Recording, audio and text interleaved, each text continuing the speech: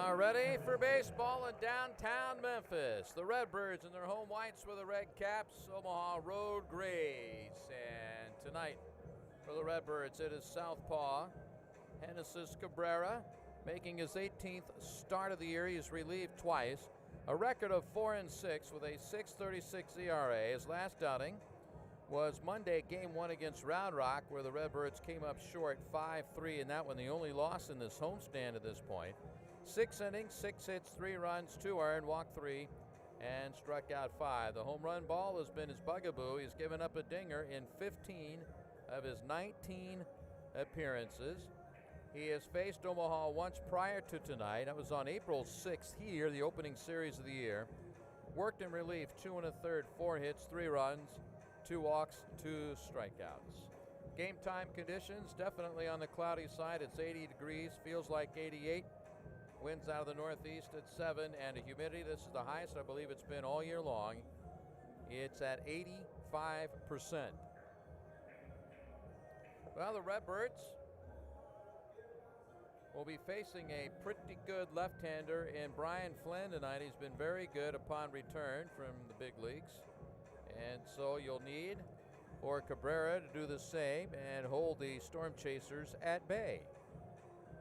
Defensively behind Cabrera, O'Neill in left, Carlson in center, Justin Williams in right. From third to first, it's Schrock, Sosa, Urias, Rivello, and Kisner, with Arozarena and Nagowski getting the night off, at least for now. And you're closer to having a night off when you play the American League rules. You don't have all the pinch hitting and double switches you have when you have 2 National League teams involved. Well, here we go. The game begins with right-handed hitting Jackson Flores. He plays third, and he hits .244 with 7 homers, 48 RBIs. He had 2 of their 7 hits yesterday and knocked in their only run with that 9th inning double. Wears the pants high, shows the long royal blue socks. Royal blue shoes, very colorful. Cabrera winds and the game underway following a high fastball. Flores, then Mondesi and Mejia. Mondesi and Mejia each switch hitters. So versatility for manager Brian Polberg tonight. Outfield straight away. Cabrera is 1-0, and that's a good fast one for a strike at 95. Redbirds have been scoring a lot of runs. They've been hitting a lot of home runs. And the starting pitching the last couple of weeks, very stout. 1-1. High breaking ball for his strike, 85 on that. Not where he wants it, but he gets the strike call nonetheless.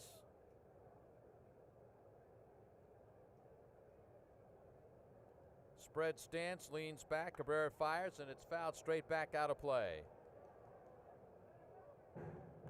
Was up there for a while before it landed on the roof. Bounced right into that gentleman's lap. So one pitch fought off by Flores. Targeting Kisner, the wind, the pitch, breaking ball, bounced to short. 2 high hops, going to have to hurry. Sosa's throw is in time. That second hop almost caused him to have to jump. Took away his balance, but he made a throw on the mark, and there's one gone. And here is Mondesi, the switch hitting shortstop. He's on a rehab assignment, a shoulder issue. He'll bat righty here. He is 2 out of 11 with Omaha in this comeback effort from the injury. .266 for Kansas City with 7 homers, 52 RBIs.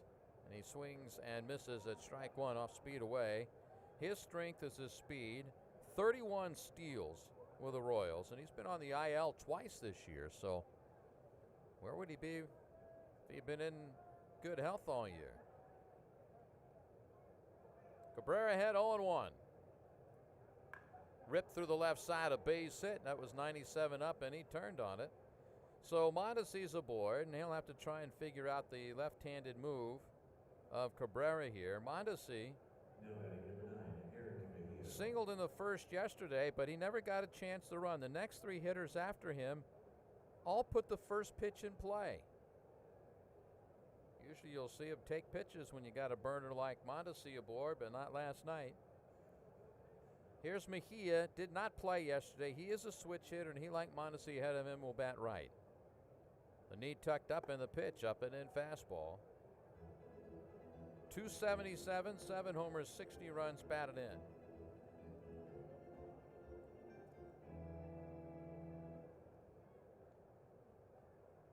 Cabrera has had 7 double plays turned behind him this year. Goes away and misses at 87. 2-0 the count.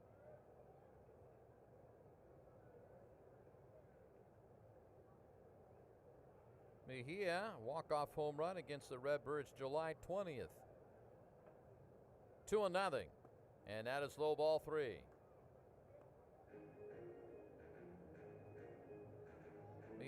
Mejia had his first spring training non-roster invite of his career, so that's always a thrill for these guys. Eye opener, jaw dropper, and they get in there amongst all these guys they've been watching on TV. 3-0 the count. There goes Mondesi, and the pitch is a strike. The throw is good. It is dropped, or maybe hit Mondesi in the leg, but it was not going to be in time. Kisner did everything he could. Just a great jump by Mondesi. You generally don't see guys run on 3-0. But he does run. And the count is 3-1. So that is Mondesi's second steal here. Scoring position, 1 out. Bonifacio waits on deck. Cabrera delivers the 3-1. It's popped to right. Slicing foul. Long run for Williams. Can he get there? And he didn't quite get the arm extended out. He was concerned about the wall. He actually was going to have enough room to be relatively safe, I believe, but never got the arm straight out parallel to the ground. He went a long way to get himself in position. And the count is full to Mejia.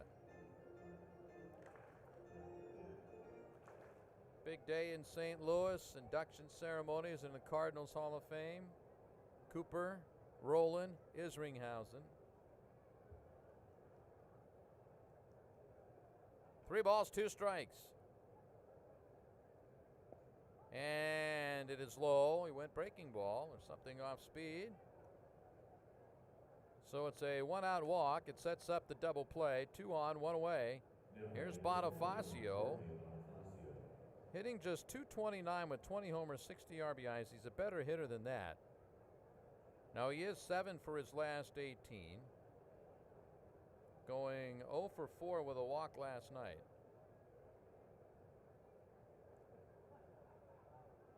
Outfield backs up, straight up, right-handed slugger.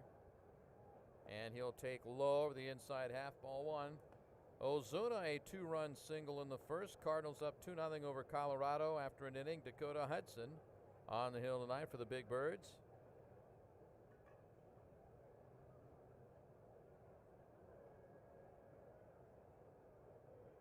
Two on, 1 out, and 1 look at second. Now he turns home, and that's low and outside, not close with a fastball. That was one of those where he cuts himself short and falls off towards the third baseline. Well, he went 3-0 to Mejia a moment ago, and it's 2 balls, no strikes right here to Bonifacio, who's in a bit of a power outage. His last homer August 5th. I was sitting here when I was filling out the scorecard and taking my notes down. You hope that he doesn't come back to life until they've left town. This guy can hit. 2-0. Foul tip, and that guy Kisner, he's down on all 4s already. Didn't even get out of the first inning. Bonifacio puts his right hand on Kisner's back to make sure he's okay.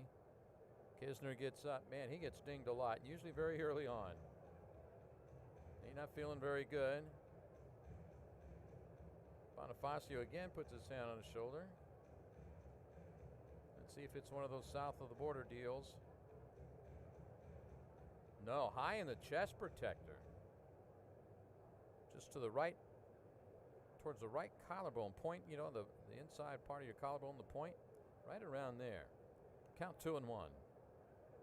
Even as great as the gear is these guys have now, fastball at 100 miles an hour can hurt. 2-1 the count. Fouled back. Try to go to right with a fastball, and the count is even. Chase Darno is the next man scheduled. Yeah, the Cubs lost last night, 3-1. Nashville getting the winning runs in the 9th. On a Tim Fedorovich base hit. Has not been with Nashville very long.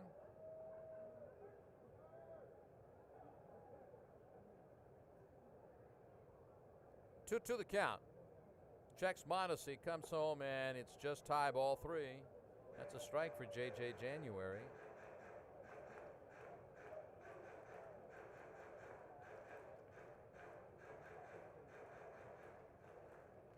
Two years ago, Bonifacio hit 17 home runs for Kansas City. Trying to get back. Awaits the 3-2, and he hits it very high into center field for Dylan Carlson. Jogging in about 15, 18 steps, and there are 2 outs for Chase d'Arnaud. Didn't quite catch up to that fastball. Bonifacio frustrated as he goes back to the dugout. Now batting number 22, Chase d'Arnaud. d'Arnaud bats right. He began the year with Nashville. Overall this year, 212, 10 homers, 34 runs batted in. 1 for 2, a couple of walks last night, so he reached safely 3 times. That's gumming up the works a little bit. Omaha had a lot of chances, didn't cash them in. Turning loose is Cabrera, inside corner, 0-1. What was it, like 16 left on by Round Rock, the last game of that series last night? Omaha stranded 11, going 1 for 10 with runners in scoring position. They had their chances. Left them loaded once. Arias jockeying at second, and a spin. You got Mondesi picked off. Here's Arias to third. The tag, Schrock got him.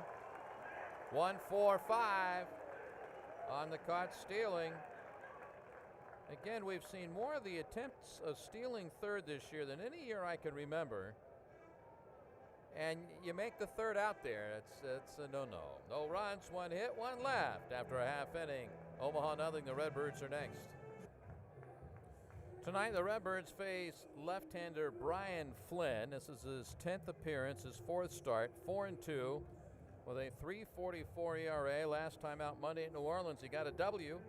5 innings, 3 hits, scoreless work it was. 1 walk, 7 strikeouts. They beat the Cakes 6-1. He's made 1 relief appearance against the Birds. That was April 24th at their place. Took the loss, 2 innings, no hits, 2 runs, 3 walks, no strikeouts. He was off his game. He's been on it since coming back from the big leagues. No score here is Dylan Carlson. He'll bat right against the southpaw and take outside ball 1. Dylan had hit safely in his first 8 games as a Redbird. Came on late last night for Tyler O'Neill and batted and went 0 for 1. So much for the streak. 1-0 pitch. Pop foul behind first. Souvenir time.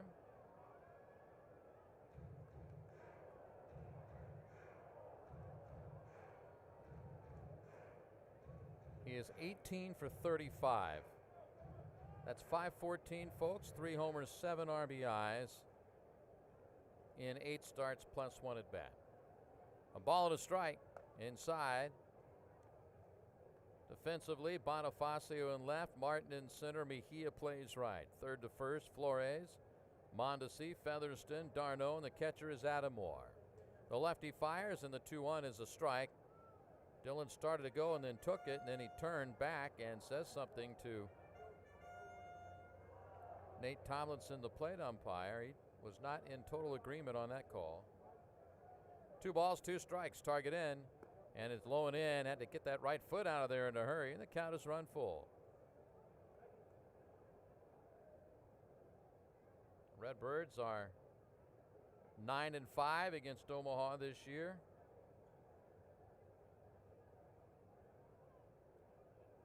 Full count delivery, and it's pulled off the handle to third on 1 hop right at Flores, and that'll get him. You better not waste any time. He gets down the line. 1 away, and here is Tyler O'Neill. Tyler's 3rd start in 4 days as he begins his comeback from a left wrist injury. Last night, 1 for 3, a walk and a couple of strikeouts. Has been in left field each of his 3 starts. Hesitation, then Flynn lets it fly. Now he's worried about the landing point. He's going to do some landscaping.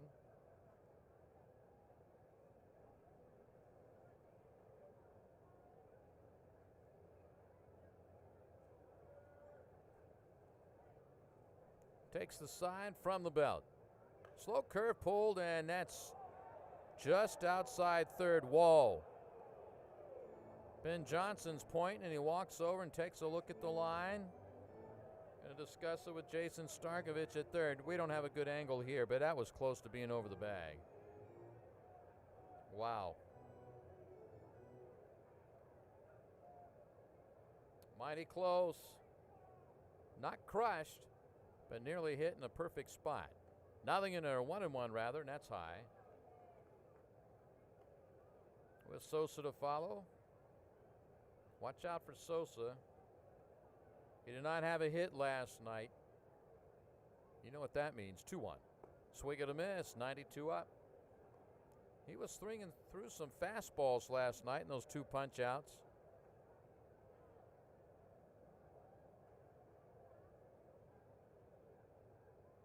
The line of the pitch. That's in the dirt. Another full count for Flynn.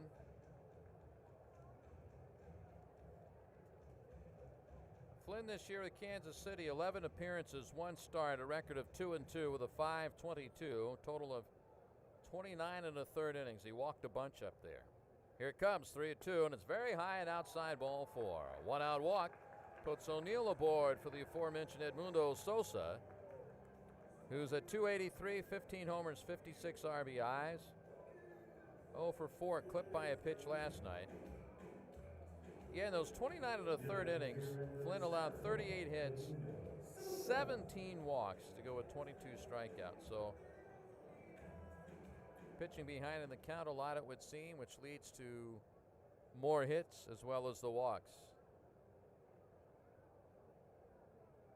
O'Neill the lead, the stretch, Flynn delivers, and a swing and a miss. Slider down and in. O'Neill with 3 steals this year for the Redbirds. No score. We're in the bottom of the first inning. Forecasts look bleak for tonight. Now it looks much better. Swinging a shot foul outside of third. Flores likes to point foul a lot. It's like the Redbirds runners like to call themselves saves when they cross first base. Sosa in a quick 0-2 hole. He just seems the last month and a half, he goes hitless for a game. He's coming back with 2 or 3 more, which would be a good thing for Memphis tonight. Trying to stay alive, trailing Iowa by 6. 0-2. And there you go. It's a long one to left field. Goodbye. Sosa 2. Omaha 0. There you go. You hold them hitless for 1 game. Look out. That's 16 homers, which is a career high. Give him 58 RBIs, and it came on an 0-2 mistake by Flynn.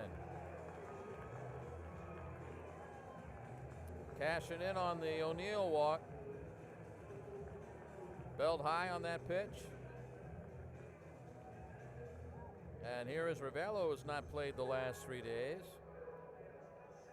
Hitting an even 300. He's trying to hold on to the finish line and keep it at 300 or better. 11 homers, 51 runs batted in. The lefty fires, fastball in, knee high. That's 16 pitches already, 8 of each. Flynn nods, now the delivery. Out in front, and he rolls it outside of third. Flynn's a big lad, listed at 6'8", 245. Out of Wichita State.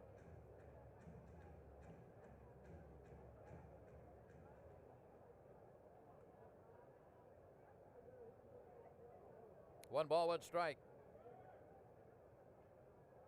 Swing and a miss.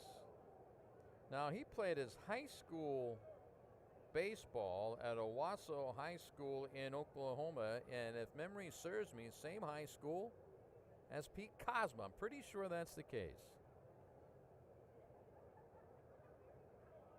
A ball and 2 strikes. Like a high slider inside. 2-2. So he's preparing for his 20th pitch of the inning. Redbirds yesterday achieved their highest home run total in any season. 2-2, and that's slice foul. Look out. Oh boy. Past the screens and deep in the lower bowl. Down to first base side. I think we got dinged.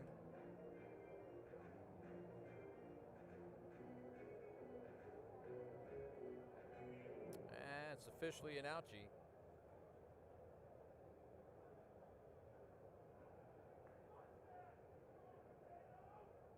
Outfield deep, it's straight away.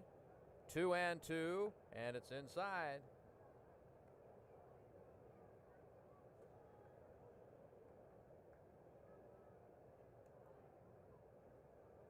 Still checking on a youngster, I believe, got dinged up by the liner. That had a lot on it. Flynn will try a 3-2. Had him reaching, and it's popped up towards the first base dugout. It will be a souvenir. Couple rows, maybe 3 back. So Flynn, after getting Carlson to start it off, and that was on a 3-2 pitches, really having to work hard here in the first inning. He went full before walking O'Neill. Sosa homered on 0-2, and now we're getting ready for the 8th pitch of this at bat to Ravello, which will be the 23rd of the inning.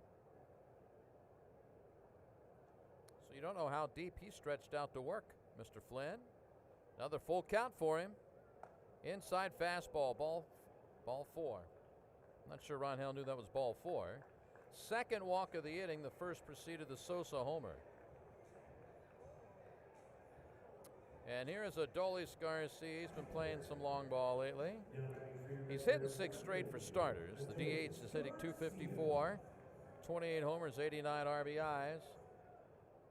9 for his last 21 with 3 homers and 7 RBIs. He had a 2-run homer to start the scoring last night in the second. Swings and lines one into right field for a base hit. Ravello wasn't looking because Ben Johnson was waving him on to third base.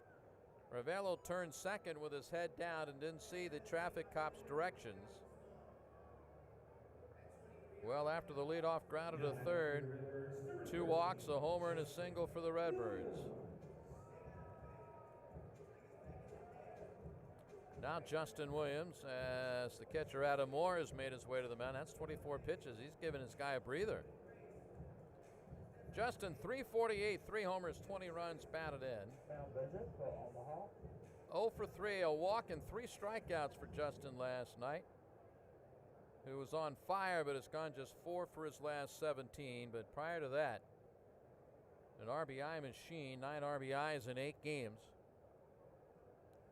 Birds up 2. Can they put up a really fat, crooked number here in the opening act? Flynn a quick peek, and the lefty fires, and it's sprayed foul to our left and out of play and out of sight.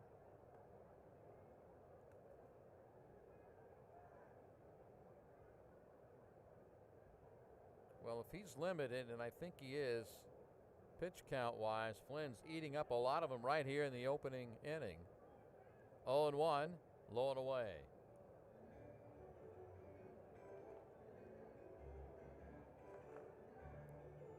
Birds in Omaha one more time tomorrow. Forecast not good on Fan Appreciation Day. You can't rain on Fan Appreciation Day, can you? That wouldn't be right. 1-1, low and away. Final scheduled game at AutoZone for the Redbirds this year, pending the situation with the Iowa Cubs.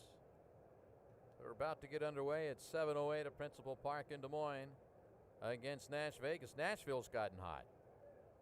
2-1. High chopper up the middle. Mondesi has a tough hop. His only play is the first in time. 2 gone, with Ravello taking third and Garcia advancing the second base. Thought that might take an extra high hop with that top spin and get into center field, but it didn't. Well, it'll be up to Kisner, who they couldn't figure out last night. He had a single, a double, and a pair of homers last night. 4 for 4, his first 4-hit game of the season.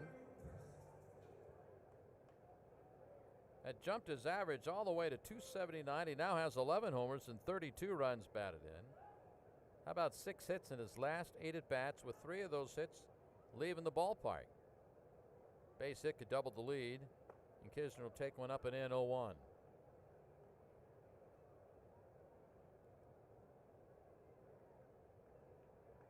they've cashed in the first of the 2 walks. That was O'Neill. Can you get Ravello in from third?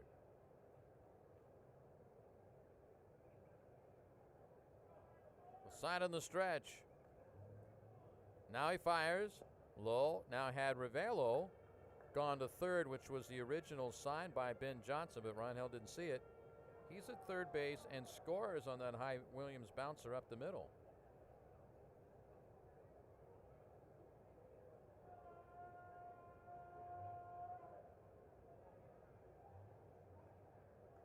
High set, does not check. 1-1.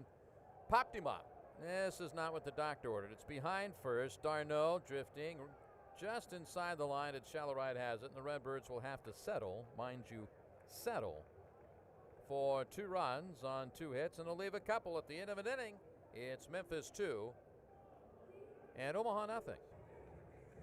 Well, the Cardinals have doubled their lead. Another 2 spot in the second as Colorado bats in the third. It's St. Louis 4 and the Rockies nothing. Harrison Bader has hit his first homer since returning. It's his 7th of the year. In the meantime, Dakota Hudson has put 2 zeros on the board.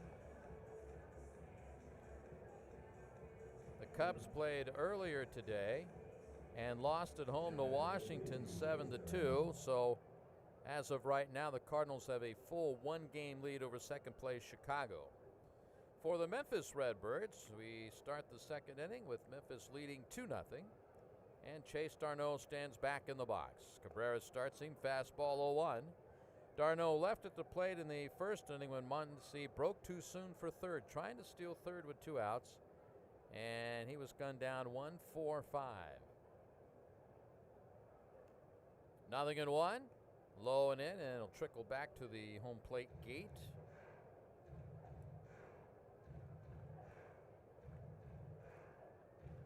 The Redbirds did an excellent job of adding on last night after getting 2 in the second.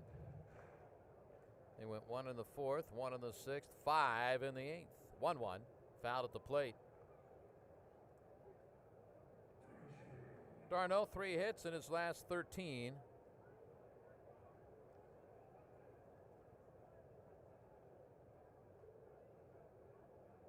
He's been in the big leagues with 6 different clubs.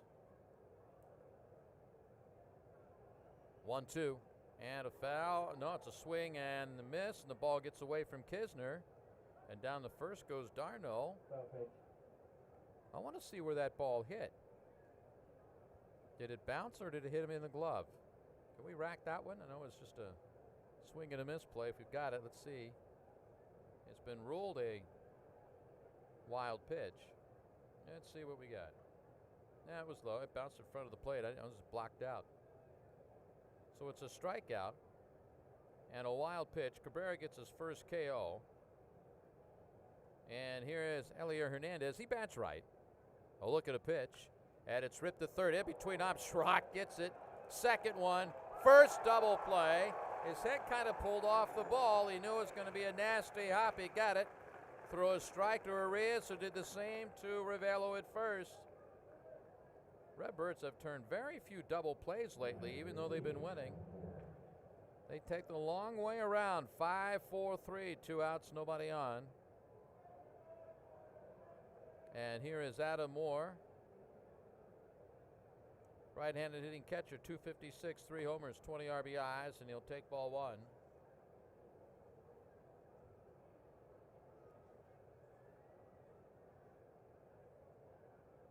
Moore played for Nashville earlier, and he'll swing here. It's a ball and a strike.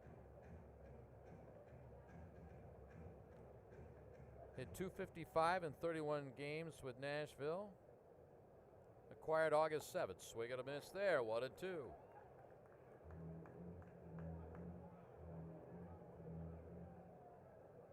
He's hit safely in 5 consecutive games. 2-0 Birds. We're in the second inning. 2 outs, nobody on. As Cabrera fires one low. He wanted that one. It looked low. He was going to sprint to the dugout, it looked to me. It appeared to be on the low side.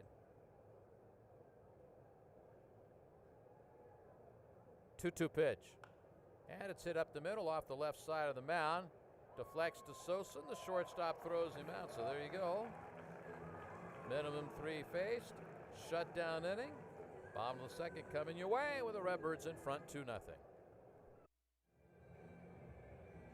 One game already in the books in the Pacific Coast League. New Orleans was making up a game at Round Rock that was rained out in New Orleans. So at the Dell Diamond in Game 1, New Orleans was the home team. It didn't do them any good. Round Rock wins 7-1. Remember, their lead is a game and a half over San Antonio. They have not started Game 2, and San Antonio has not yet begun their game, which is in San Antonio against Oklahoma City. Here at AutoZone Park at downtown Memphis, it's a 2-0 Redbirds lead on a Sosa homer in the first. Here is Ramon Arias for the Birds, the number 8 hitter tonight.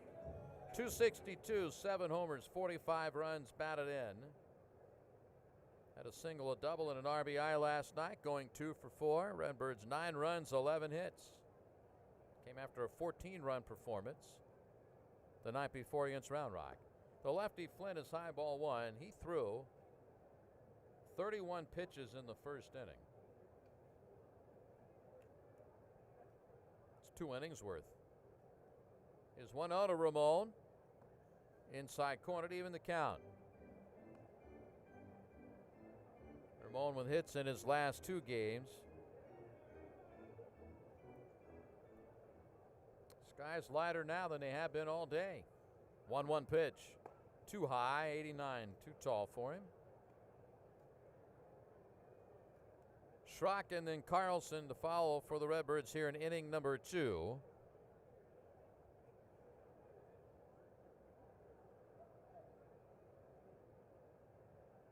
Flynn with the hands together just above the belt.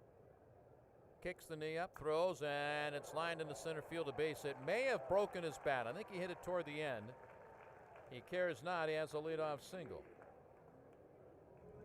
He's been pretty good here since coming off the IL in the second half of the season. And here is Max Schrock. He's hitting 6 in a row. Going 11 for 23 in that span with 5 doubles and 6 runs batted in. And that's bumped his average up to 271, as high as it's been all year. 1 homer, 30 runs driven in. Lefty-lefty matchup right here.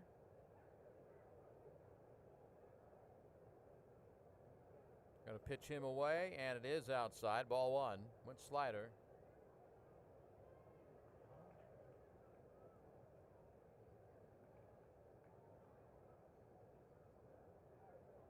Max got the beard working now.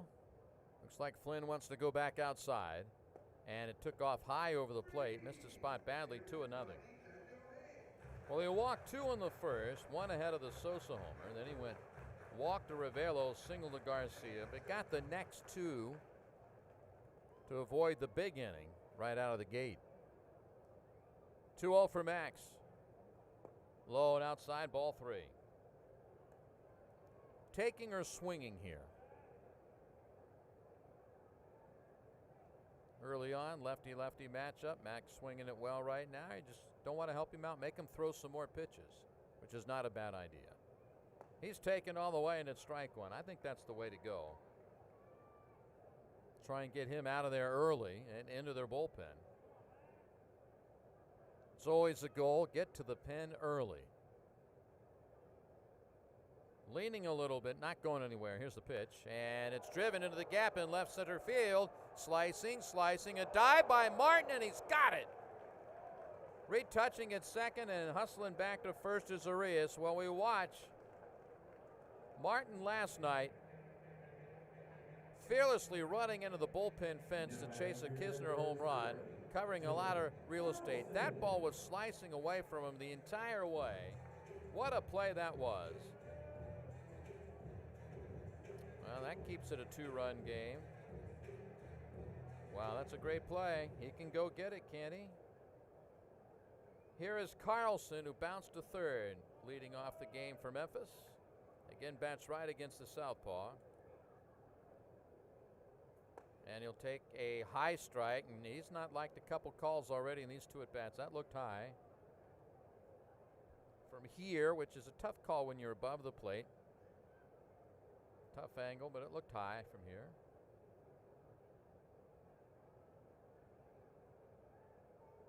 Nothing in 1.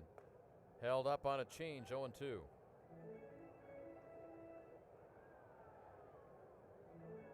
But generally the adjustment for a player coming to a higher level in the minor leagues is that the strike zones get a little smaller with each incremental move upward.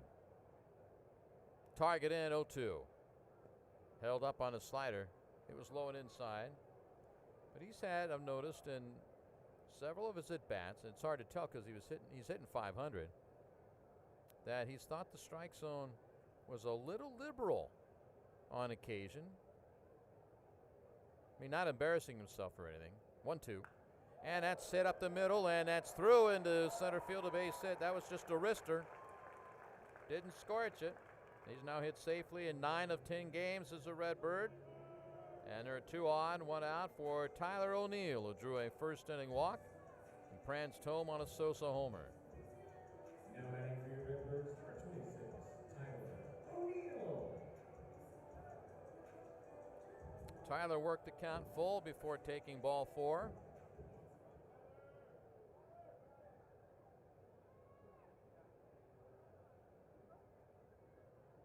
Tyler looks like he got to a barber or somebody with clippers. 2 on, 1 out. Flynn fires. Fastball inside above the belt. Ball 1.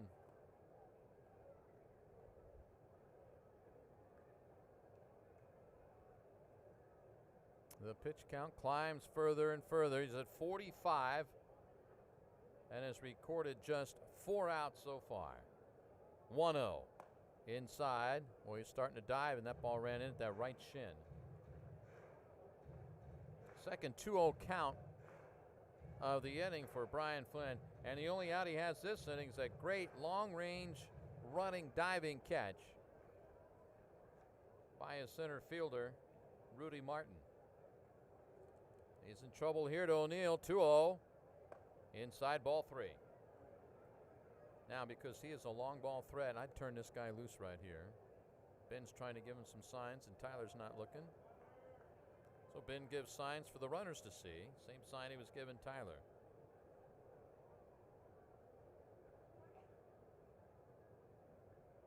We'll see. Flynn turns it loose, and it's in the dirt. Ball 4. Well, no decision to make for O'Neill. Walk number 3, and the bases are loaded. 1 out, and here comes the home run hitter, Sosa. Now batting for your Redbirds, first up, Edmundo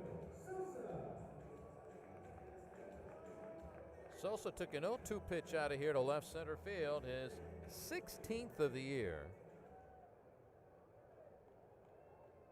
I talked about it before he came up. When he comes off a hitless game these days, he's a multiple hit guy, so he's got the homer and 2 RBIs. Does he get another hit here? Omaha looking for a double play. Flynn to the plate, and that's in the dirt. Dug nicely by Adam Moore, who's been a little active back there this half inning.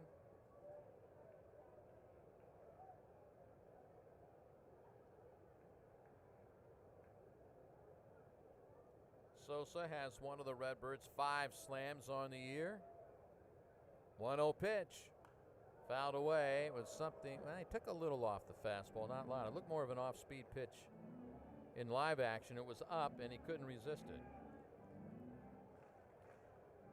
That's 50 pitches.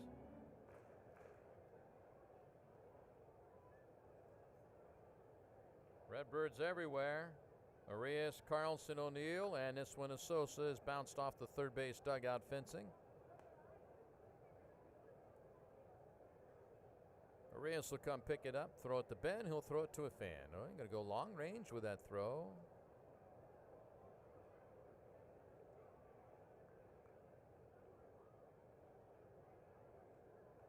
Guys on the bases can all run. 1-2 pitch. Fisted back. That was 82. You can see the stride go. He lifts that left leg up and he put it down, but he kept the hands back. That enabled him to fight it off.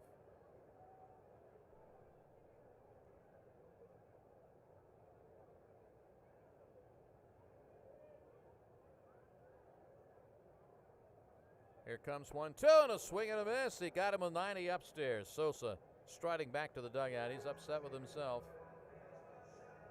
Has some RBIs out there to capture. First strikeout for Flynn. There are now 2 outs for Ravello. He drew a walk on a 3-2 count in the first. A lot of deep counts for Flynn.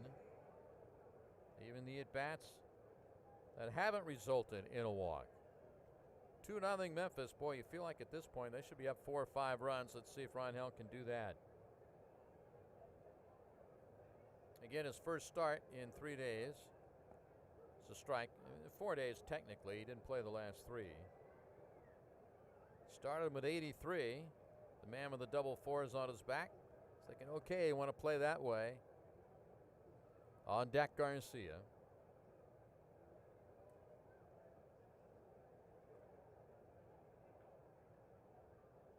Rangel awaits. Flynn's 0-1. High fastball. You know, Rangel will, he's not a guy in a crouch, but he's got a little lean toward the plate. But a lot of times when the pitches come in and he takes, he straightens up, as he did on that one. 1 ball, 1 strike.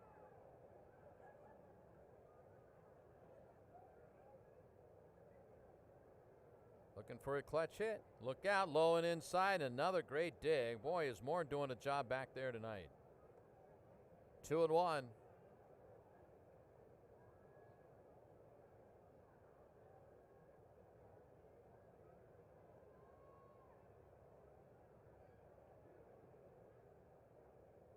Rangel takes a deep breath and exhales as he settles back into the box. Flynn glove up against his chest. Gets a sign for Moore. Now the 2-1. And that's knocked down by Moore, and it is 3-1. He's missed with 3 in a row now.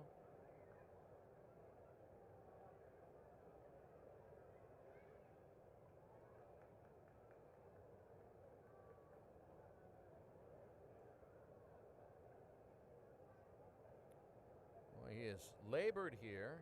He has walked 3. Only 1 has come home to roost so far. Now in center field, Martin takes about 15 steps towards left. 3-1 pitch. Fouled back. That may have been a little bit on the high side. Maybe. 3-2. Well, Ravello saw it up over the plate and he said, man, I got to have that.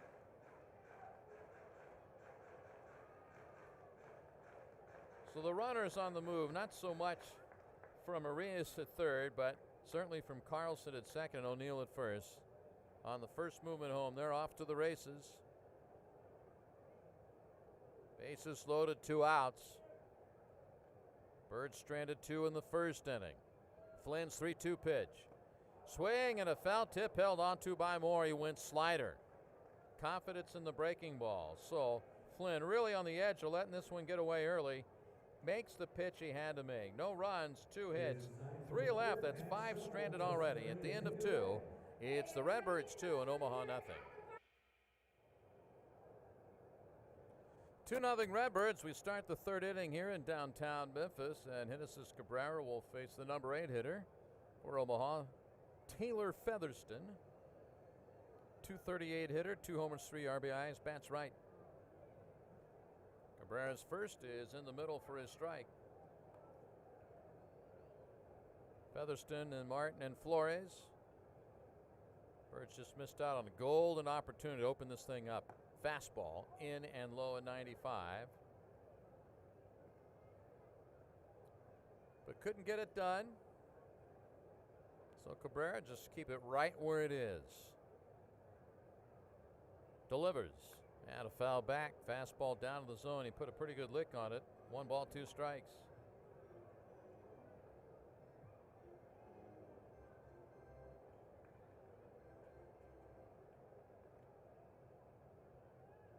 One, 2.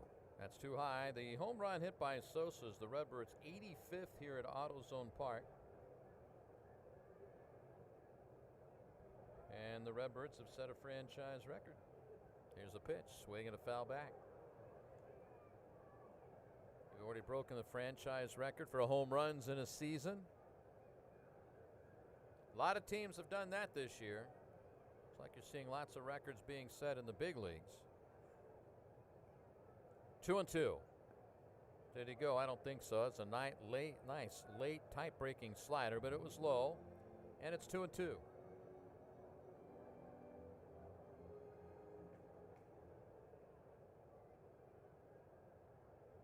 The wind, the pitch. Low fastball, ball 4, not missing by a lot. That'll be his second walk of the night. He has struck out 1.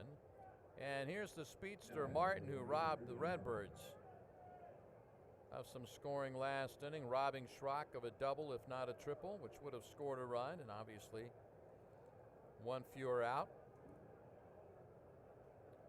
Martin is 3 for 8 since coming up to AAA.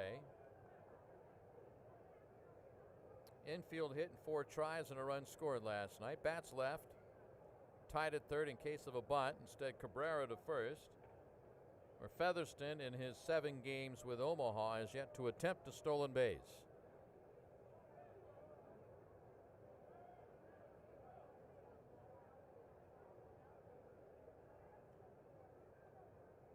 Coming home, shows bunt, and he fouls at the plate.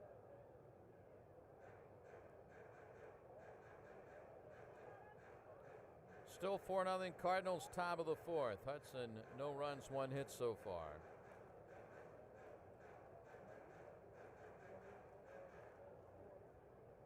Here it's 2-0 Memphis, top of the 3rd. Schrock on the grass at 3rd. Cabrera look. Now he comes home, and that's popped up. Outside 3rd. Schrock says he has a play. Sosa's right behind him, and Schrock will make the catch on the side warning path just beyond the Memphis dugout. 1 gone.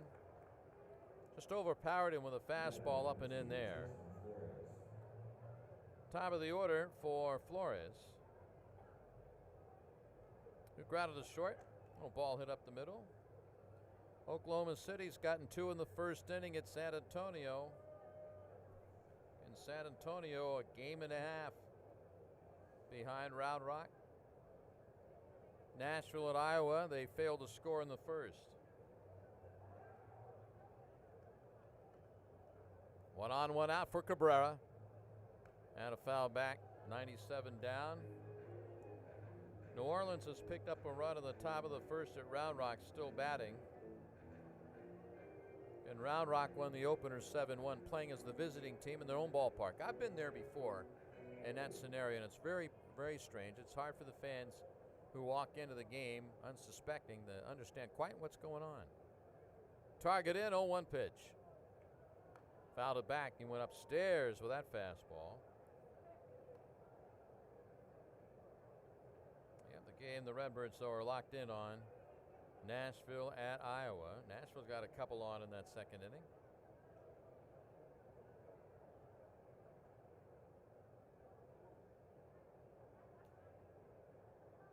Featherston, the short lead. That's a decent lead now.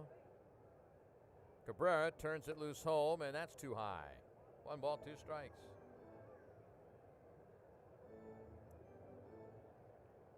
Omaha is 55-74. They're in the American Northern Cellar, 13.5 behind Iowa. The Birds have improved to 63-67 within 4 games of 500.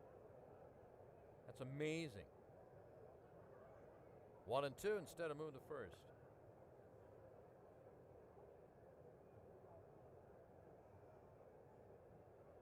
When the Redbirds were at Omaha, after losing to the Storm Chasers on July 20th, Memphis was 20 games under 500 and are now just 4 below. That's quite a run by this club. Working ahead 1-2 to Flores. Instead of throw to first, he nearly threw it to the tarp.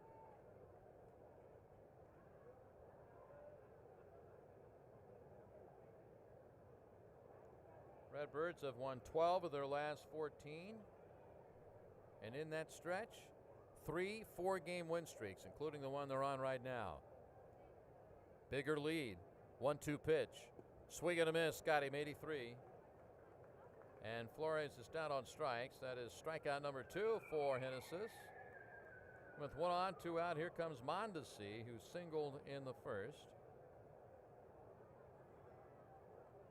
Stole second, then tried to steal third and got picked off. This is quite a run for the Redbirds.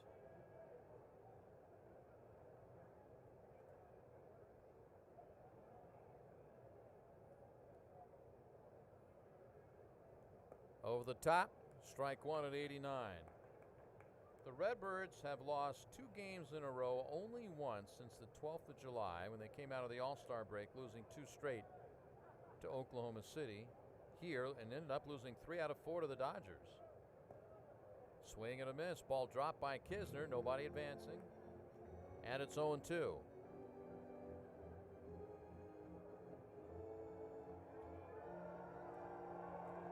Well, the Redbirds had that miserable May.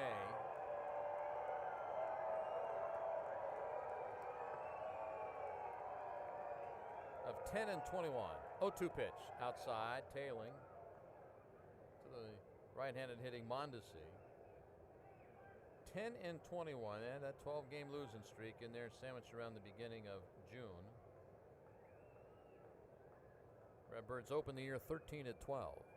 1-2 pitch inside. He's dancing all around. It wasn't that close. 2-2.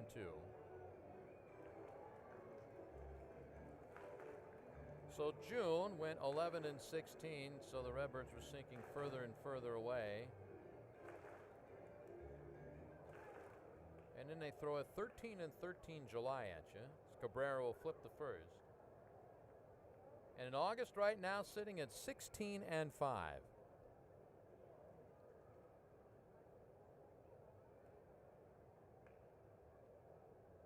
Well, Featherston led off with a walk. Now he finally runs a swing and a miss, and that'll do it. A couple of KOs for Cabrera in this 3rd inning. No runs, no hits, no errors, and a runner left. Middle of the 3rd. It's Memphis 2, Omaha nothing.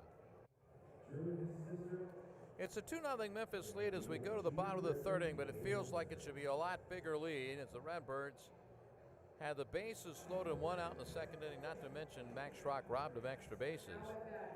They give Flynn credit. He struck out Sosa and Ravelo. Garcia starts it. He first pitch swinging in the first at bat in the opening inning, lined a single to right field. Good to see him go the other way. Doesn't do it all that often.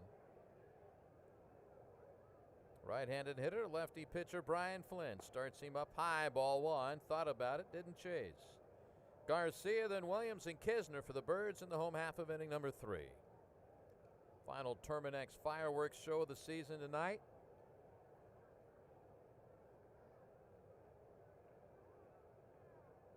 Dolius awaits, and Flynn obliges. And it's hit to 3rd. Backhanded near the bag. Flores throws on the run. Got him in plenty of time. 1 gone for Justin Williams. Grounded to short. A bouncing ball up the middle his first time.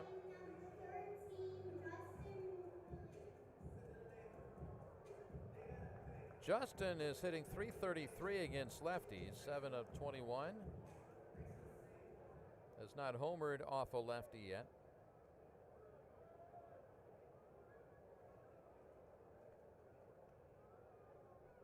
Flynn's pitch is ripped through the right side, a base hit. It was 90 up over the plate. And the Redbirds with yet another hit. That's 5. Need some more runs, though. And here is Andrew Kisner. Kisner popped to first, ending the 1st inning. The Redbirds, besides leaving the bases loaded in the 2nd, stranded runners at 2nd and 3rd in the 1st inning. So this could be a 5 or 6 run game, but it's not.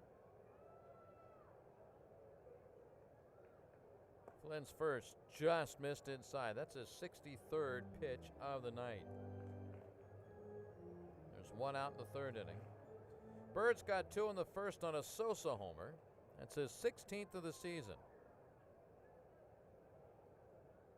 Short lead Williams. Here's the pitch and a swing and a miss. Williams, who runs well in the outfield, has yet to attempt a steal. I don't know if that's just he's not a stealer of bases, or the fact he spent some time on the IL with a hamstring issue back in July. 1 ball, 1 strike. Curveball, strike 2. Hadn't seen that before tonight. Seen some sliders. That's how he got Rivelo swinging to end the threat last inning. That was a gutsy call and a gutsy pitch. 1 ball, 2 strikes. And that's, oh boy, I thought that was strike 3. So did Flynn. Not happy, a fastball deemed to be just a little inside. And it is 2-2.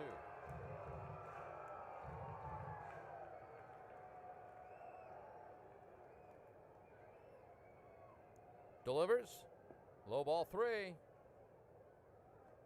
Arias waiting on deck, and Ramon's already got a hit. The Redbirds with 2 runs on 5 hits so far.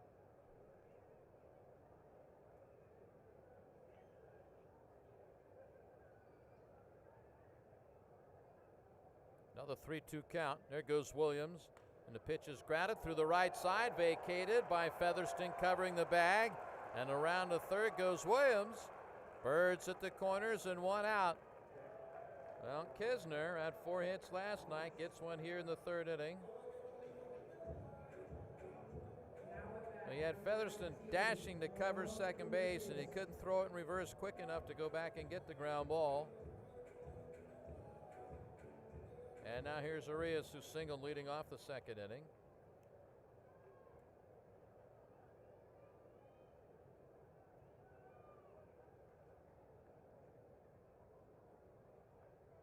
They're looking for 2. The preference is no. Here's the pitch. Very high. Scaling the ladder was Adam Moore to save a wild one there. Schrock on deck.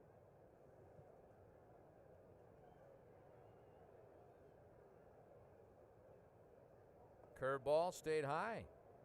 73, 2-0. This is where young hitters such as Arias here have to convince themselves, don't try and do too much in this spot. 2-0. Fouled away, a high fastball. It's 2-1. Redbirds overall against lefties hitting .287. That's good stuff.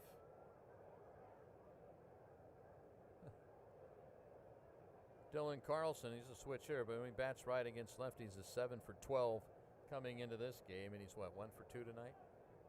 2-1. Fouled back again, this time right side of home. And it's rolling down off the roof.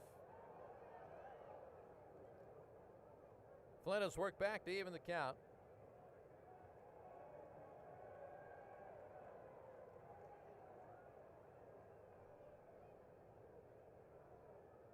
All right, let's add to the lead. Pitch, Flynn. And it's in the air to right field. That'll be deep enough to get a run in. Mejia has to go back to get it. Coming in is Williams. The throw into second, and Arias extends the lead to 3-0 here in the 3rd inning. RBI number 46 for the Memphis second baseman. Situational hitting, nothing wrong with that. Everybody wants to hit a home run, but you have to get a run in somehow. And Arias just accomplished that. 2 gone with Kisner at first. And here is Max, robbed by that great running, diving catch of Rudy Martin in deep left center field last inning. Too high, ball 1. Max, who in the past has fared well against lefties, has struggled this year, hitting just .184, just 9 of 49. Going away 1-0. Breaking ball, left it up. It's fouled back. But it broke enough away, couldn't get solid contact on it.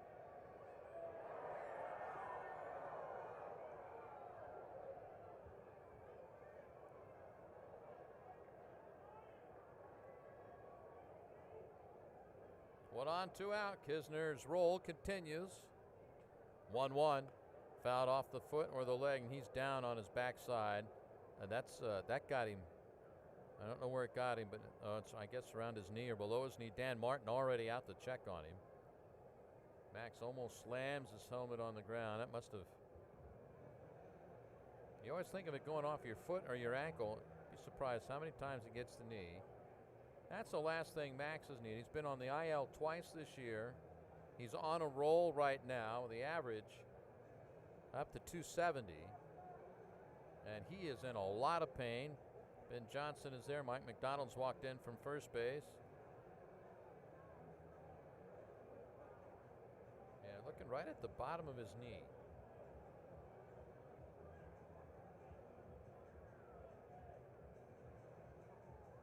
I don't know that he continues. He's in that kind of pain.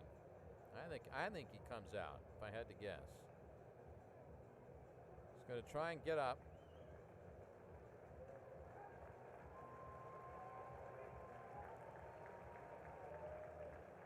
For now, no indication if the Redbirds will make a move.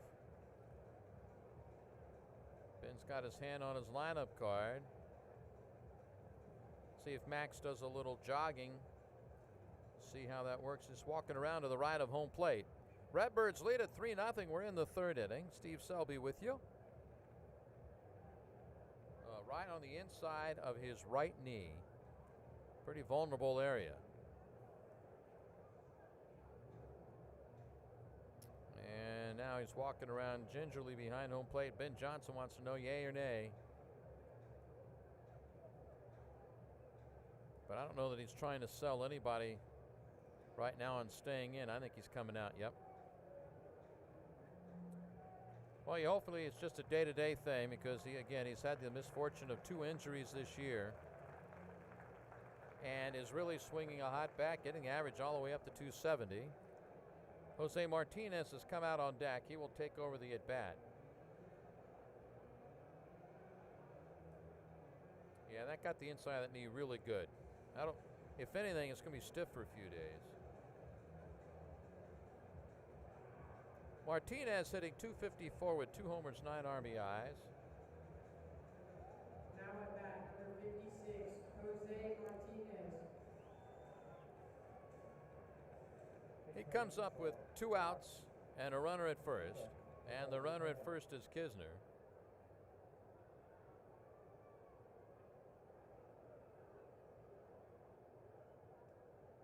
Redbirds couldn't get a 2-out hit last inning. Here's a Redbird switch hitter, Martinez, batting right. Brian Flynn did not do any throwing during that delay. And he bounces, and Adam Moore's been money back there tonight. Of course, he couldn't because all the medical work that was being done is right around home plate. So he'd had to have, thrown to first or thrown to third or something. 2-1 now for Jose. Or 2-2, rather. Coming home, and he waggled on a curveball. He sure did, and that'll take care of Martinez, although with 2 strikes, that should go to Mr. Schrock. 1 run, 2 hits, 1 left, 3 complete. It's Memphis 3, Omaha nothing.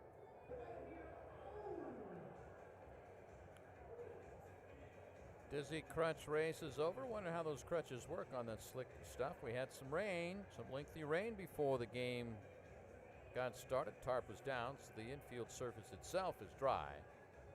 Through 3 innings, Omaha no runs, 1 hit, no errors. For the Memphis Redbirds, it's 3 runs, 6 hits, no errors. And the 4th begins with Omaha's right fielder, Eric Mejia, who walked in the first inning, taking on lefty Genesis Cabrera. Winds and fires, strike 1. Martinez, who finished up the Schrock at bat, stays on at third base. Working quickly, and that one's chased in the dirt. And it's 0-2.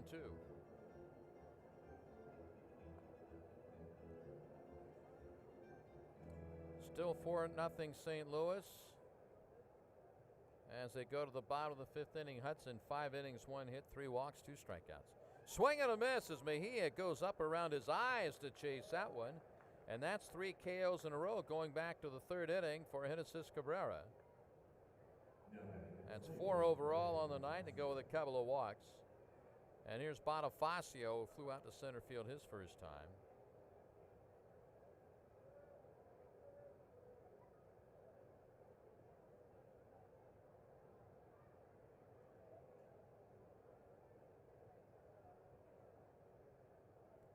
Outfield toward right for this right-handed hitter, and the pitch is high, ball one. The Redbirds 2 in the first, 1 run in the third inning.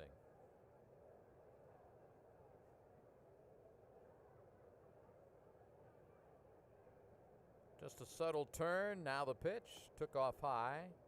Keeps his hands at his belt. And he just turns, raises the leg, and then lets it fly.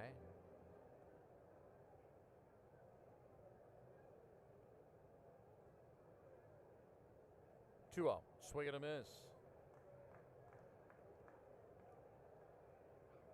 Darno will be next. Big gap in left center field for Bonifacio. Hit the ball to center field a couple times last night.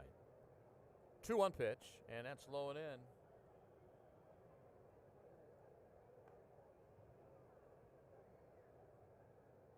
.55 pitches for the lefty.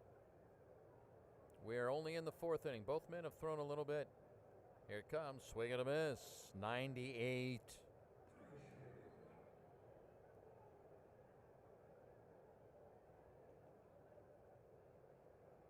Bonifacio, big guy. When he first got to Omaha a few years ago, he was not in the greatest of shape.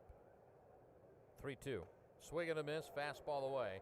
4 KOs in succession. 5 on the night. 2 gone for Darno, who struck out and reached on a wild one in the second inning. But obviously, Bonifacio got him in the better shape. And that's how he had that 17-homer season 2 years ago for the big club. But Cabrera gets him here in the fourth. 2 outs and nobody on for the Storm Chasers, who are known as the Royals for many, many years. He'll take a strike, fastball away, and then they tried to reinvent the franchise and became the Omaha Golden Spikes for a few years with their history of the railroad in Omaha, and then they went back to the Royals. 0-1, and that's a strike. And then when they moved out to the suburbs to Papillion, Nebraska, they went to Storm Chasers, completely different direction. 0-2. Started to go, but took the fastball high. As Cabrera is looking to strike out the side here in the fourth as he attempts to protect this 3-run Redbirds lead.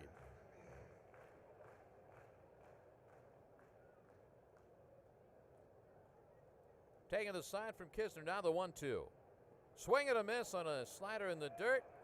Kisner will pick. He is called out. He's saying he was tagged out. He's running to first. The plate umpire Nate Tomlinson says he's out swinging. And that'll do it. Cabrera strikes out the side. He's punched out 5 in a row. And we'll go to the bottom of the fourth inning. Memphis 3 and Omaha nothing. Bottom of the fourth inning, Steve Selby with you from AutoZone Park. It's Memphis 3, Omaha nothing. That'll be the top of the Memphis order. Carlson, O'Neill, and Sosa to face Brian Flynn.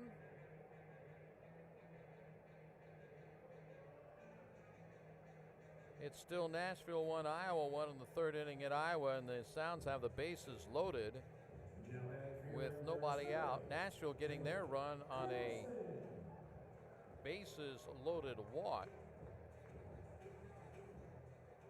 And Iowa getting their run on a Robel Garcia home run. Here's Carlson to start it, and he takes a strike. Oh, it's not a strike. Grounded to third in the first, singled in the second inning. Well, like I said earlier, we don't see all the pitches up here. 1-0, a big swing, tried to uppercut it out of here, and he fouls it onto the roof. And it's not coming back, folks. Sorry about that.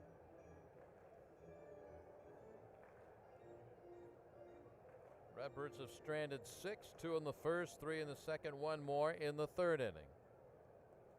Flynn's 1-1. Bounced in front of the plate. I tell you what, Adam Morris caught everything.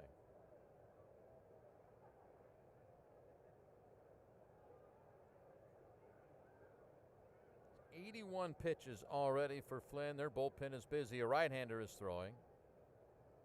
2-1. Skied it into right center field, bringing oohs and ahs, but it's just a lazy fly ball. And over from right field is Mejia, and there is 1 out. For Tyler O'Neill has walked twice and scored a run.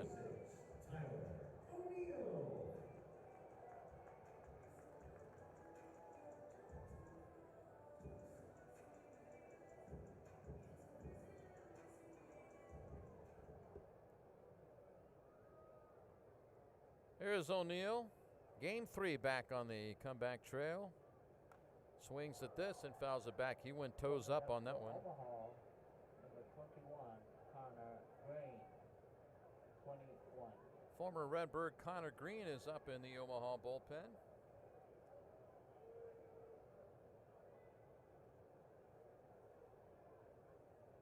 Oh, 1.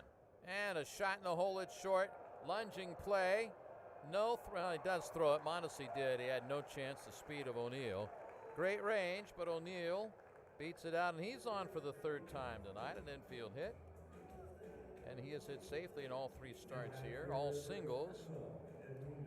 Here's Sosa. 2-run homer in the 1st. He struck out swinging in the 2nd inning.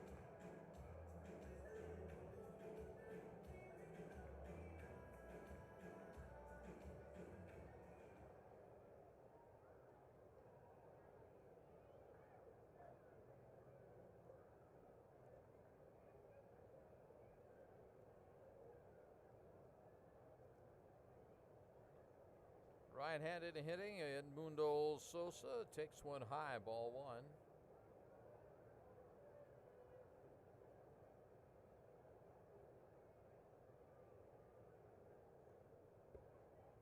One all the count. And it's ripped foul on the left side, out of sight. I don't know if it's in the grassy area or not.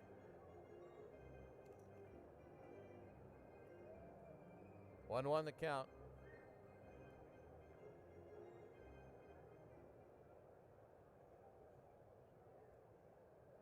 The look in the pitch out in front, and that's popped up toward the first base dugout. Over is Moore, and the catcher drops it. He went old school basket catch, and then he took his helmet off and looked at his helmet.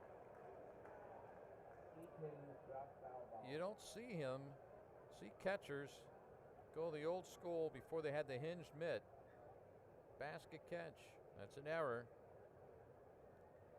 Bragging on Moore all night long, makes a mistake there as it proved costly. Count is 1-2 for Sosa. Flynn will try and get him out a 2nd time.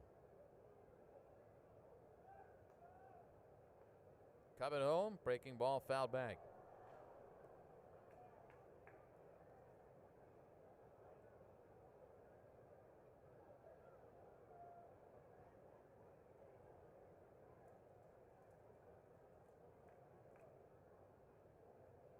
Outfield mostly straight away. 1-2 pitch. And he pops up the curveball to left center field. Late break coming in. Martin coming in from left. Unable to get there is Bonifacio. And it'll be a bloop single. Martin took a false step back and he never recovered. It wasn't hit that deep. I'm wondering where the infielders were on that play.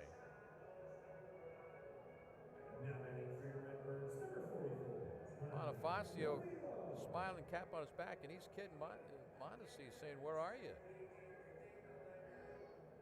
Oh, I think the shortstop's got to get that ball.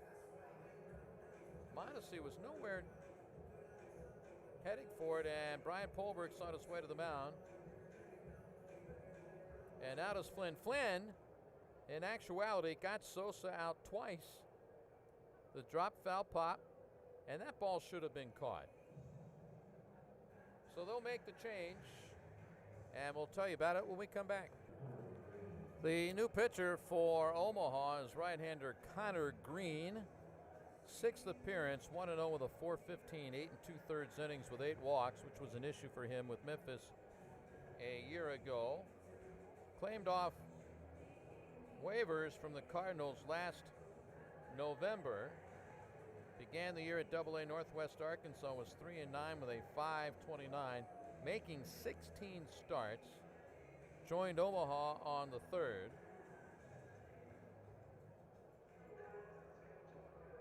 He inherits 2 on and 1 out in the bottom of the 4th, with Memphis leading the Storm Chasers 3-0. Here's Ravello. He walked in the 1st. He struck out in the 2nd, stranding the bases loaded. Another opportunity for the Birds. They've missed a couple good ones. Stretch and pitch, and that bounces outside to knockdown. Now you got runners in trouble. Throw to first, and they're going to tag out Sosa. That's a great save by Moore. 2-3 on the pickoff. About to talk about the walks of Connor Green last year for the Redbirds. He appeared in 29 games here, and he walked 31 men in 39 and third innings. He walked more than he struck out, and that was his problem. He came over in the Dominic Leone deal. Now there are 2 outs and just O'Neill at second base. 1-0 pitch from Green. And that's a strike. As you may recall, Connor was the guy who is friends with Charlie Sheen and appeared in Charlie's show, Anger Management. Former 7th round pick of the Jays. Ravello waits 1-1. Bounced outside, more battling. Boy, he's going to just give him a body-sized ice pack for after the game. I'd venture to guess he will not be in the lineup tomorrow. A day game, 2:05, wrapping up our home schedule.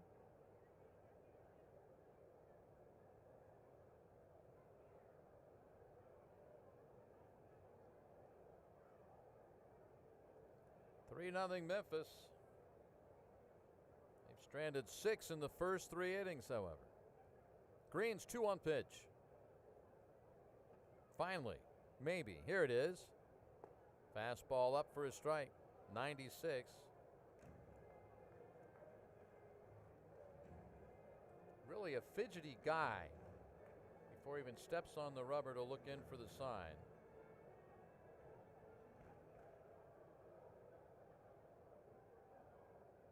And it's taken him a while to get what he wants. Now he readies for the 2-2 pitch. Low and outside. Tough guy to center up because you're not sure where it's going. On deck, Garcia for the Redbirds. Well, their 2 hits now in the 4th have out-hit Omaha 8-1, but the game is still on. Very much so. A 3-run game in only, I repeat the word only, the 4th inning. Several reasons I say only. Here you go, 3-2. Low and in, ball 4. Well, that fills the void created by Sosa getting caught off first base.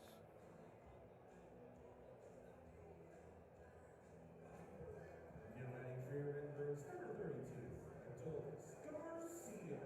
Here's Adolis. He singled in the first, grounded to third in the 3rd inning.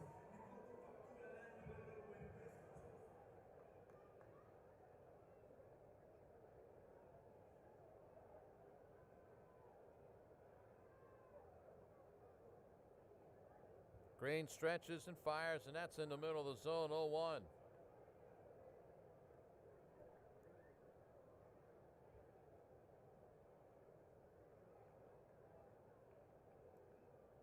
O'Neill reached on an infield hit with 1 out. He's at second. Ravello just drew the 2-out walk. He's the runner at first. 0-1. Swing and a high fly ball to left. It's not deep enough. Long run, Bonifacio just stays fair. He's got it, and that'll retire the side. Another missed opportunity for the Redbirds. This one comes in the 4th. No runs, 2 hits, 2 left, 4 complete. Birds 3, and the Omaha Storm Chasers nothing.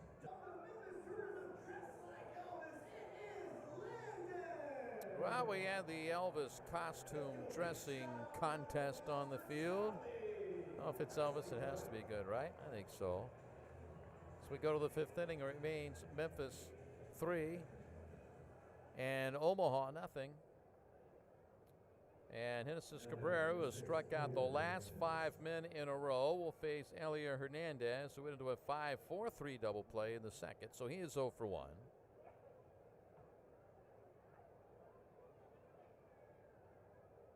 Cabrera, looking for his 5th win of the year, is in for a strike. Hernandez, Moore, and Featherston. 0-1, swing and a miss, blowing them away there, 0-2. Does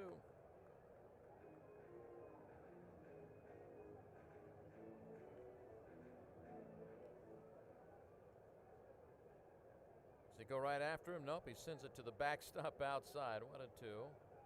Cabrera's last win was the 27th of July at Oak City. That's his only win since he won June 9th at Reno. That Just one win in a couple of months. 2.5 months, really. 1-2 pitch. Strike three call. That's 6 KOs in a row, ladies and gentlemen. Oh, my goodness.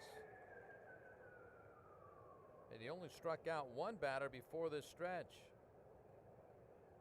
Now here's Adam Moore. He grounded to Sosa his first try. The last two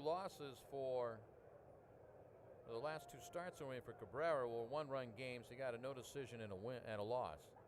First one here, high ball one. He lost, or the Redbirds rather lost 8-7 at Fresno on the 13th. That was their only loss in that series.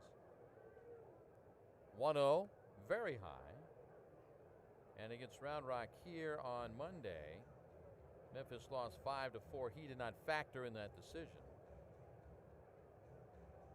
He's been involved in a lot of close games this year. Nashville leading at Iowa 3-1. They go to the fourth at Principal. 2-0. Fouled out of play.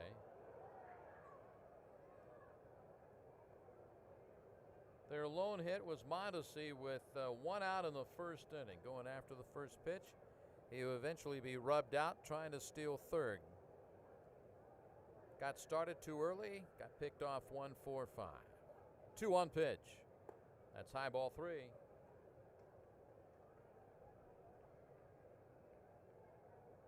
See where he has 69 pitches.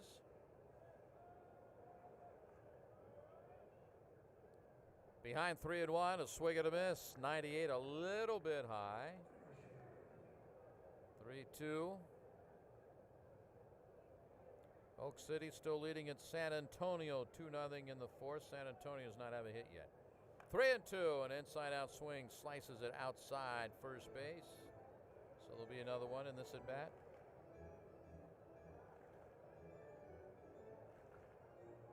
Round Rock leading their nightcap with New Orleans 2-1. They won the opener 7-1.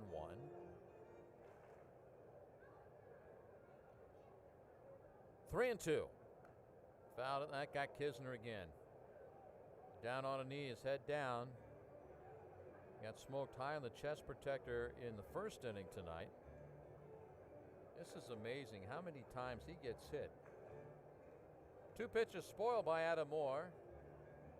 Where to get him this time? Not sure where he got dinged.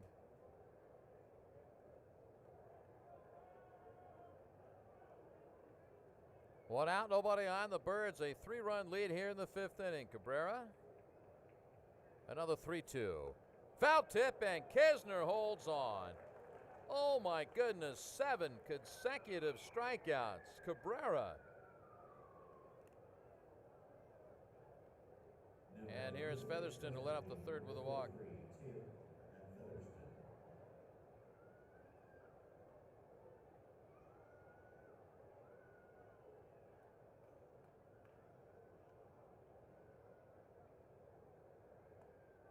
And a first is cut out and missed.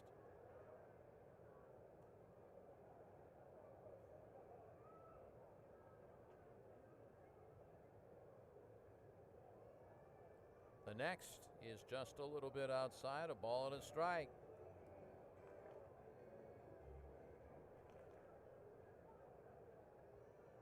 Outfield straight away, turns it loose, and it's sent up onto the roof behind home plate, a foul ball. Can he get another KO?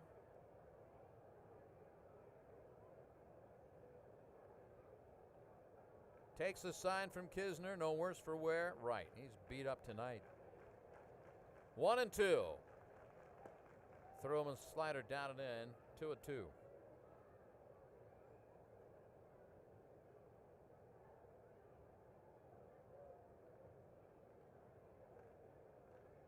Crowd starting, and they want another punch out. 2-2 pitch.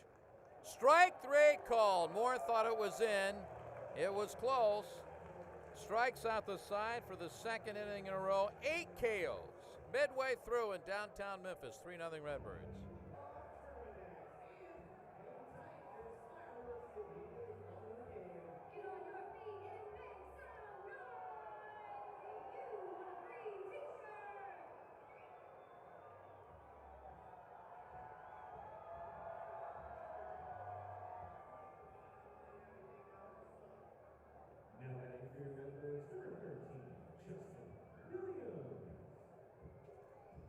Well, the Redbirds lead is 3-0 as we go to the bottom of the fifth inning. Steve Selby with you. Redbirds lead the Storm Chasers, and here's Justin Williams to lead off the home half of the fifth. Connor Green will start him outside, ball one. The former Redbird came on in the fourth, issued a walk, but got Garcia to fly to left to end the threat. Lots of threats, not a lot of runs, just 3 for the Birds. Green goes full wind, and this ball's hit high, and it's deep into left center field. Rudy Martin is back at the bullpen. It's gone. It just kept going. Now the Redbirds' second dinger of the night extends the lead to 4-0. For Williams, that's number 4 of the season. Martin thought he was going to get it either just shy of the track or on the track. He's frustrated. It just kept going.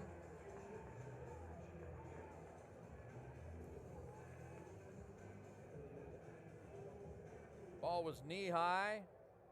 2-hit game for Justin. Here is Kisner, who has popped out and singled. Kisner now 7 hits in his last 10 at bats.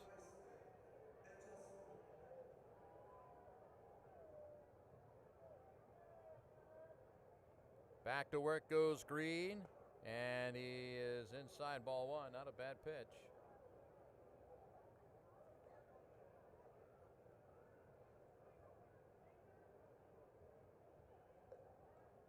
One on the count.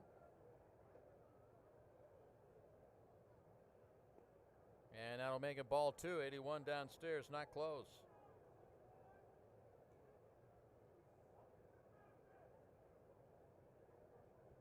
Well, the lead is 4. Again, it could be a lot more, but keep batting on. You'll be all right, especially if Cabrera doesn't let him put the ball at play. 2-0. Low Green stares in. That was not a bad pitch. 3-0.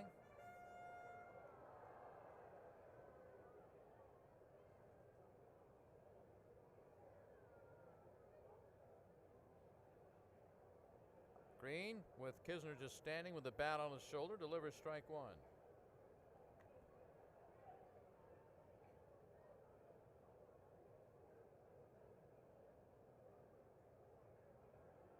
Hands up to the chin, drops him to the belt, raises again. 3-1 is low ball 4, and Kisner's on again. 1 out walk. That's 2 walks for Green of the 4 men he has faced. And here is Arias. He has singled and driven a run with a sac fly.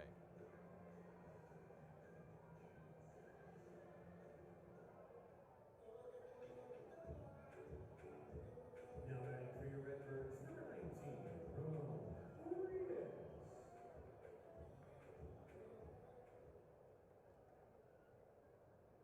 Here's Ramon. See if the Redbirds can pile on a little bit here in the 5th inning. Stretch and delivery, low and away, and Moore's going to the mound. Again, Green mostly was starting at AA Northwest Arkansas, but working in relief here tonight for the Storm Chasers. Brian Flynn went 3 in the 3rd innings, 8 hits, 3 runs, earned 1 homer. Walked 3, struck out 3.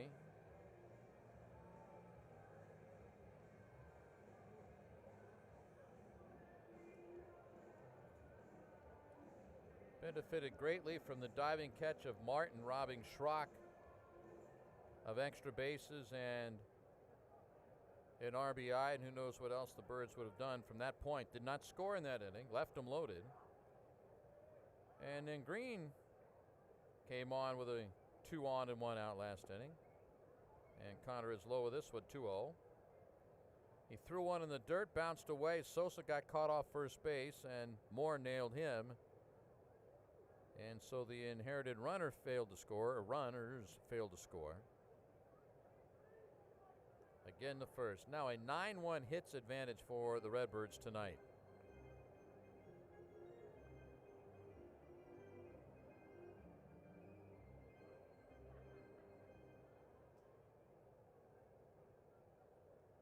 Not much of a lead for Kisner over there.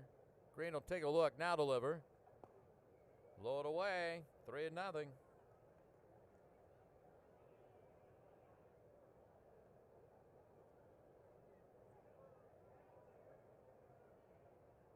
Green light, maybe. I mean, you don't want to let Green off the hook. Here's the pitch. And he's looking at a strike all the way. I think that's the deal. Got a guy, his track record is command issues. And he's come in and walked 2 of the first 4 and gone 3-0 to Arias. Yeah. Now, if this was National League and you had a pitcher on deck, he might have had a green light. 3-1. Bounced it, and it goes between the legs of the catcher. Matters not. Kisner's not going to try and go all the way to third. Back-to-back walks following the Williams homer, and the Redbirds got a chance again for the break-the-game opener kind of inning. Here's Martinez. Now batting for your Redbirds, number 56. He came on and inherited the 1-2 count of Schrock, but Schrock fouled the ball off his knee and had to leave, and he struck out swinging.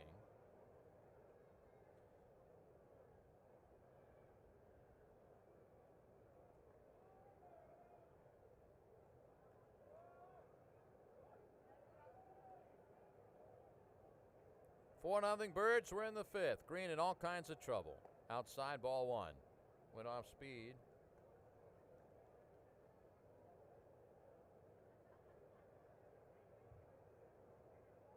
That strikeout, by the way, as Martinez bats left-handed this time, belongs to Schrock. The hitter comes up and there's 2 strikes. If he strikes out, it goes on the previous hitter's line. 1-0 at the knees, a ball and a strike.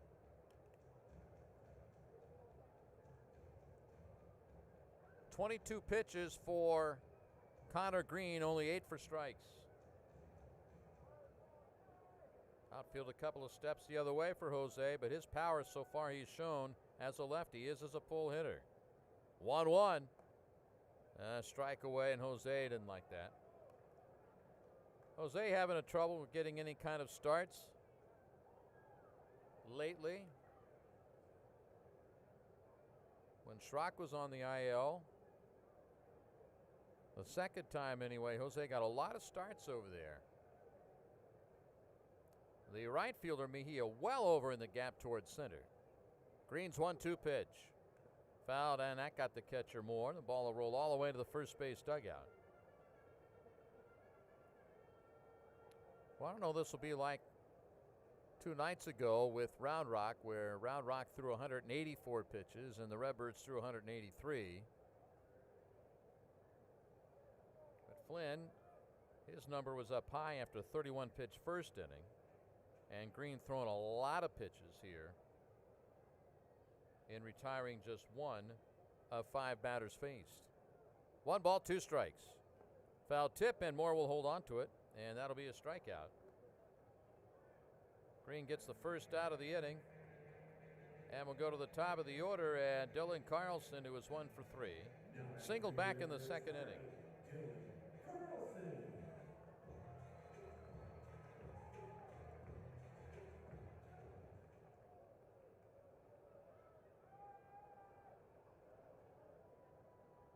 Two birds aboard. It's Kisner at second. Arias is at first.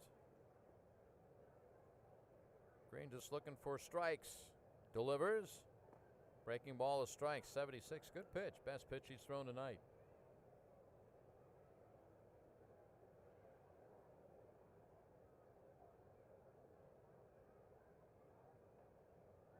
Looks like he's an old-fashioned bubblegum kind of guy out there.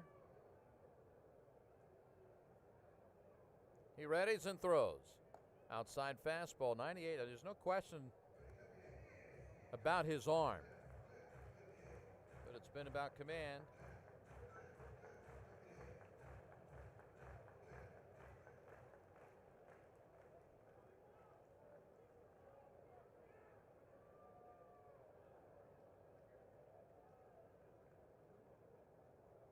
Two on, 1 out. Green in a mess. Here's the pitch. Very high and outside. He went change and missed badly. 2-1.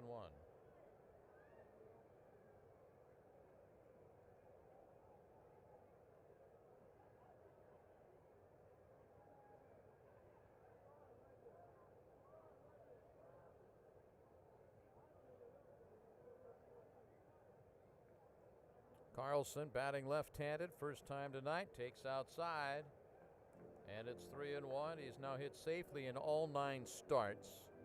And in 9 of 10 games, went 0 for 1, coming in last night, getting an at-bat in the 8th inning. I'd said a couple innings earlier when he came on, it'll take the Redbirds batting around for him to have to hit.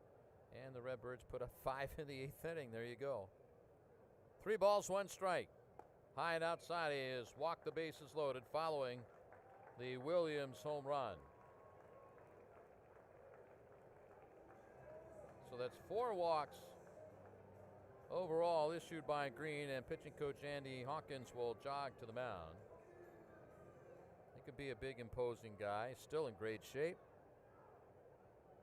And from short comes Mondesi.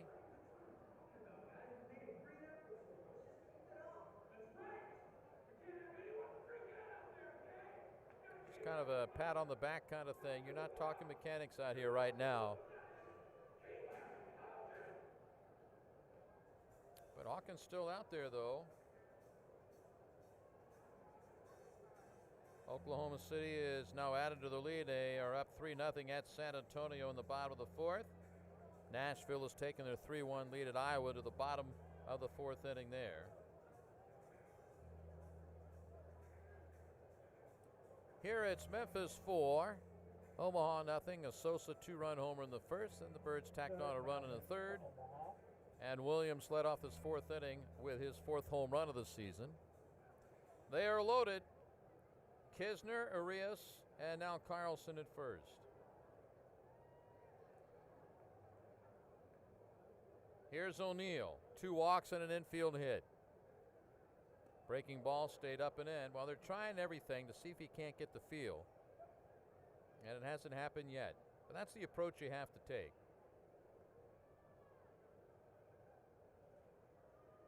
It's 23 pitches in the inning. Outfield deep it toward left for this slugger. 1-0. Fouled back. Yeah, he was sitting there going, I'm going if I like it. But a good swing on it. Looking for his first extra base hit in this rehab assignment.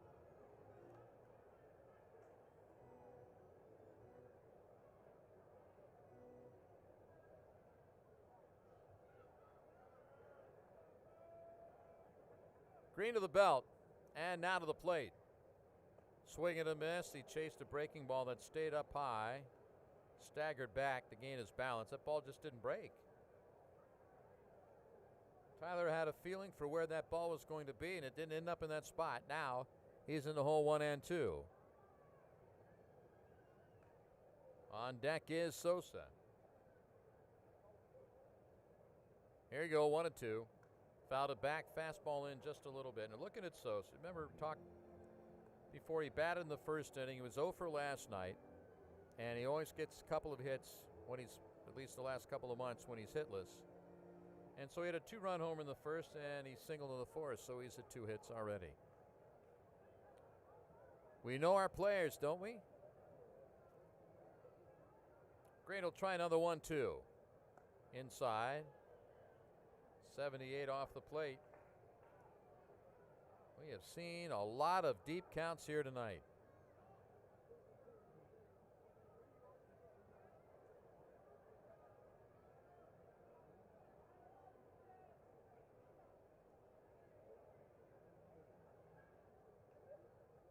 O'Neill now leans in, glove tucked up against his left thigh, still peering in, still looking in, now rises up. Bases are loaded, 1 out, 2-2 pitch. Swing and a miss, he got him with a fastball. It's a huge out for Mr. Green and his confidence.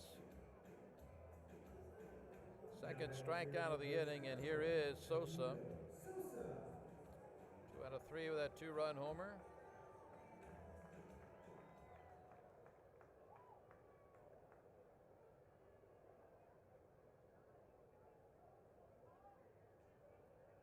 Let's see, Flynn and Green have combined for 125 pitches already. We are in the 5th. Bases loaded, 2 outs for Sosa. Green delivers, and a swing and a miss at 81. I just think it's very difficult. It's again, if you're Omaha, you're hoping he's effectively wild. That guys can't sit on pitches or locations. But he ends up getting outs. 0-1. Grounded right to short. Mondesi will take the flip to second base. And again, Omaha's living right. Redbirds have dominated this game every which way but loose. And it's still a ball game. We go to the sixth. Redbirds 4, Omaha nothing. Now batting number 3, Rudy Martin.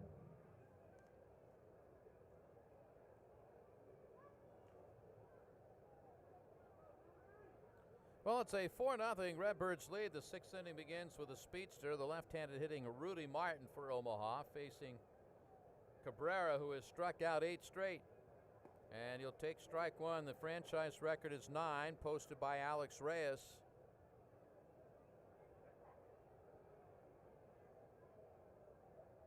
Cabrera delivers and to make it strike 2.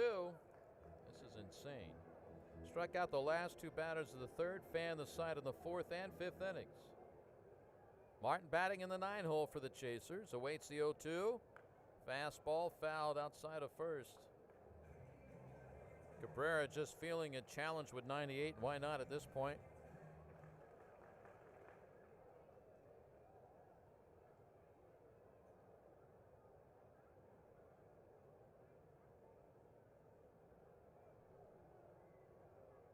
Oh, 2.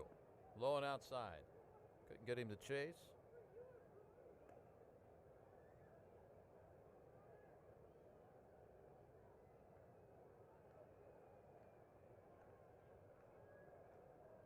A sign from Kisner. 1 and 2. Look out.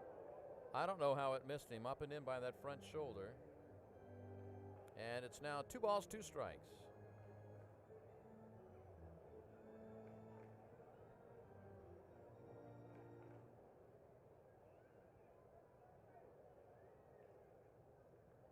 Go after him, 2-2. Got him looking with a breaking ball away. That ties the franchise record, 9 in a row. 3 of the last 4 have been looking. Martin was looking for help after that. He thought it might have been a little wide.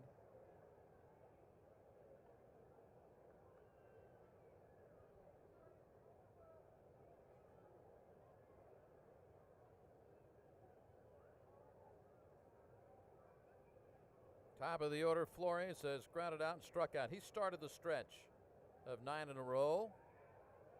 And he'll take ball 1 just outside.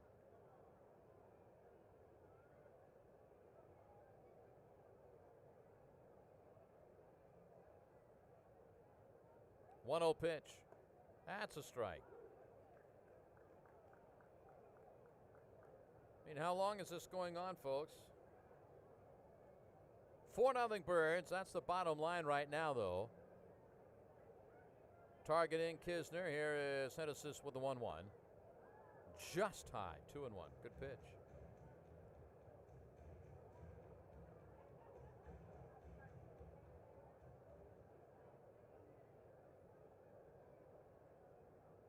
In at third is Martinez. A swing and a foul, and I think that got plate umpire Nate Tomlinson. Yep, shaking the shoulder pads. Kisner will walk out in front of home plate and throw the ball to Cabrera. Caught even at 2-2.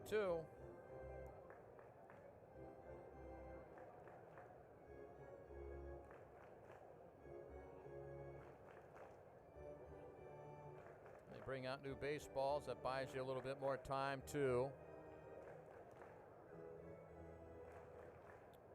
Flores and then Mondesi for Omaha here in the 6th inning. 2-2 pitch. Fouled back.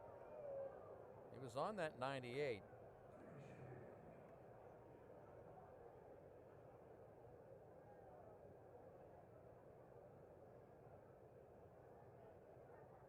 Shaking his head like, man, I should have handled that pitch. Well, I don't know. You should automatically assume you can handle 98.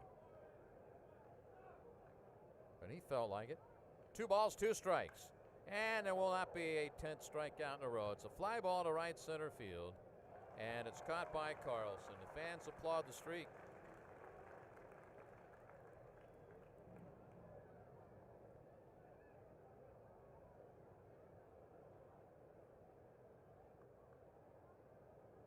Now batting number 14, Alberto Mondesi. Here's Mondesi.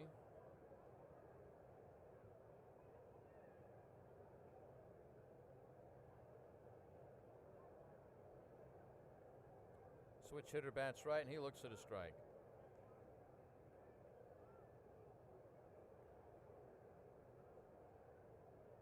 But he got an out, you know, that's the thing. 0-1 pitch, swing and a miss, make it 0-2.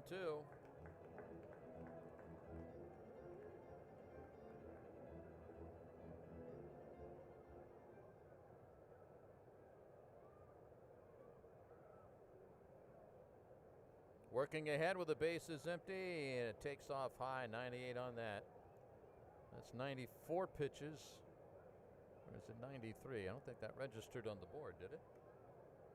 1 ball, 2 strikes. Here it comes. And that's popped up to the right side of the infield for Rivelo. The Redbirds first baseman just kind of dancing around. Well, the strikeout streak ends at 9. On the other hand, he's retired 12 batters in a row. Middle of the 6th, 4-0 Memphis. Well, San Antonio just posted a 6 spot in the 4th inning. They lead Oklahoma City 6-3 at the end of 4. Trying to do the best they can to keep pace with Round Rock, who is in position to win 2 today. Bottom of the 6th inning, Redbirds lead is 4-0. Ronhal Rivelo starts it for the Birds. He has struck out and he has walked twice. Facing the right-hander Connor Green. Green walked Rivelo, the first man he faced 2 innings ago. The righty is inside, ball 1. Nashville still leading at Iowa 3-1. That is a bottom of the 5th inning score.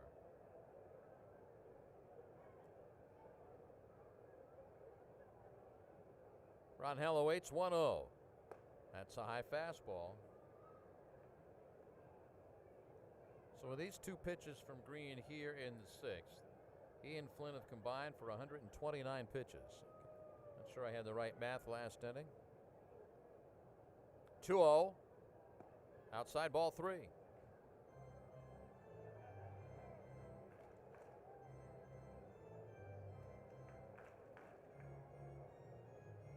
Green has walked 4 in an inning and 2/3. 3-0. And Rivelo backed out and took a strike.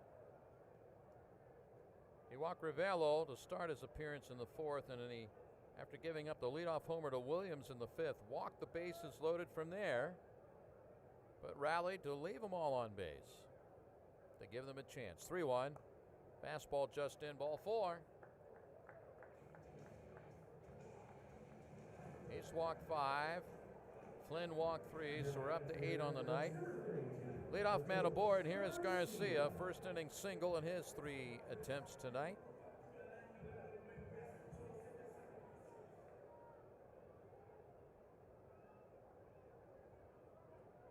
And Williams, who homered off Green last inning, walks out on deck. Cautiously, Green to the plate, and a comebacker. Green spears, throws to second, Modesty to first, double play. Made that in self-defense. Nice play by Connor Green. That was a scalding one hopper back at him. 1-6-3, 2 outs and the bases are empty, and Connor Green right now is living right. Williams has 2 out of 3, a single and a run scored in the 3rd, and that leadoff home run in the 5th inning that just kept going into the Memphis bullpen. You know, despite the communication between pitchers and the middle infielders when there's a runner at first and less than 2 outs, it always looks like both of them are running to cover second base. Like they're not really sure. Down and in. Happens more times than you think.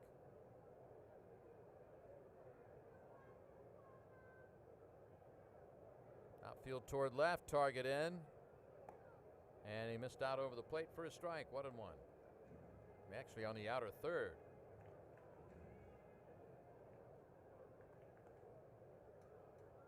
Target away, and it bounces in front of the plate, and that missed more, and it hit the plate umpire Nate Tomlinson, so he's starting to get hit as much as the 2 catchers have tonight. So you used to see catchers go to the mound to stall for time if the umpire really gets hit pretty good. But now if you do that, it costs you a mound visit, so you can't do that. That creates longer intermission for them than what they can do just hanging around home plate. 2-1 delivery. Strike 2 fastball. Yeah, so there you go.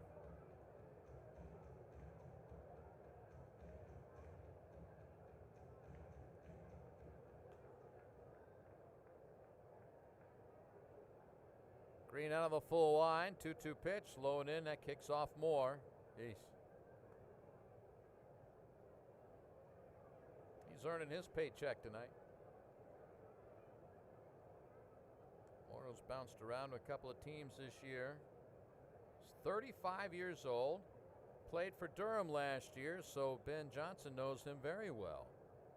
3-2 pitch. Bounce to the first base dugout.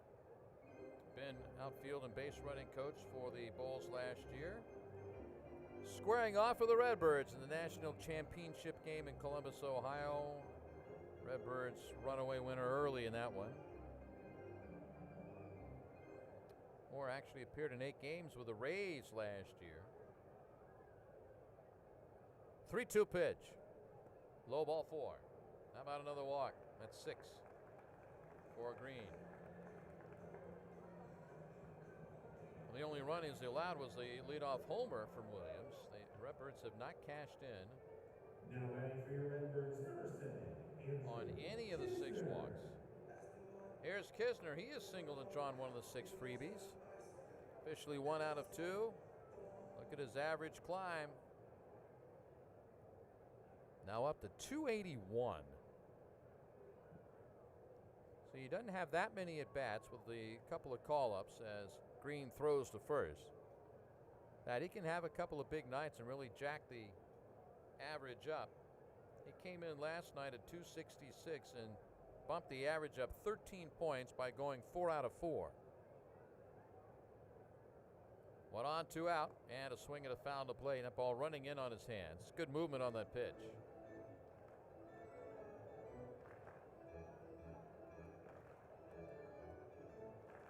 Green's now at 52 pitches, 24 strikes. That's 2 innings of work. 2 2/3 innings of work.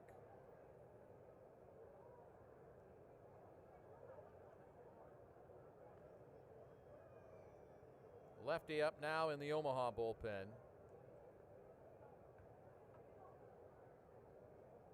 Green readies and waits a bit. Now he fires.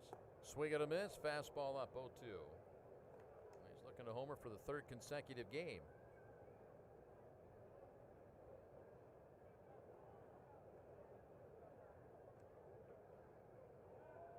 Gabe Spire is the lefty in their bullpen.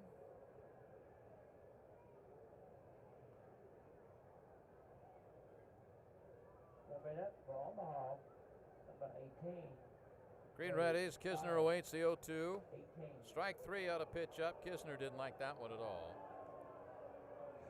Green will pick up a strikeout, and that will be his 3rd of the night. The Redbirds shall leave their 12th runner on base as we head to the 7th inning. It's Memphis 4 and Omaha nothing. Well, Genesis Cabrera continues onward into the 7th inning. His strikeout streak ended at 9 in a row, but he is also retired 12 straight. Through 6 innings, it's Omaha no runs, 1 hit, 1 error. The Redbirds 4 runs, 9 hits, and no errors. And here's the number 3 hitter, Eric Mejia, switch hitter batting right to start off the Chasers 7th. He has walked and he has struck out. Cabrera lets one fly. It's high. That's pitch number 95. The bullpen getting busy as he fires the 1-0, and it's fouled straight back.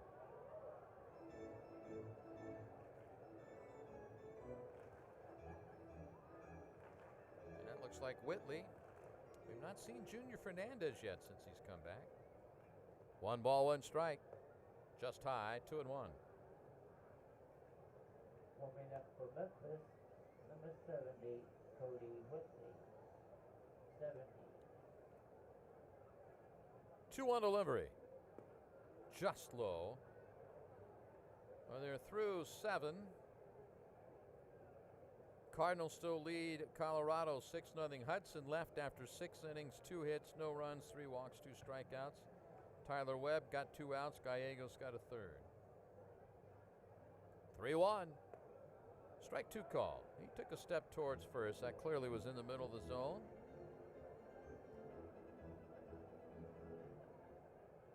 Bader and Goldschmidt with homers.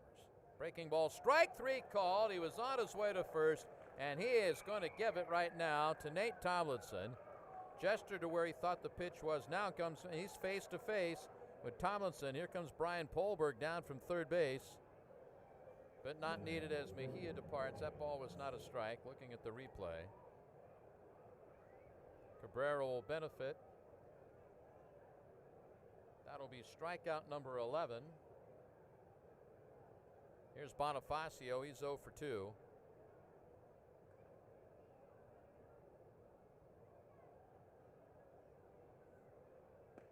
And straight over the top, 85. Did he go? Absolutely not. Ball 1. There have been a lot of lookings. There have been a couple of questionables. That one looked to be clearly outside the zone and maybe low as well. 1-0. Fouled straight back into the netting. 1 ball, 1 strike. Cabrera putting on a show here tonight, though. In a game that could very easily be 8-0, 10-0.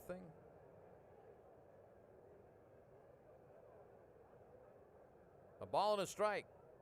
Curveball stayed high.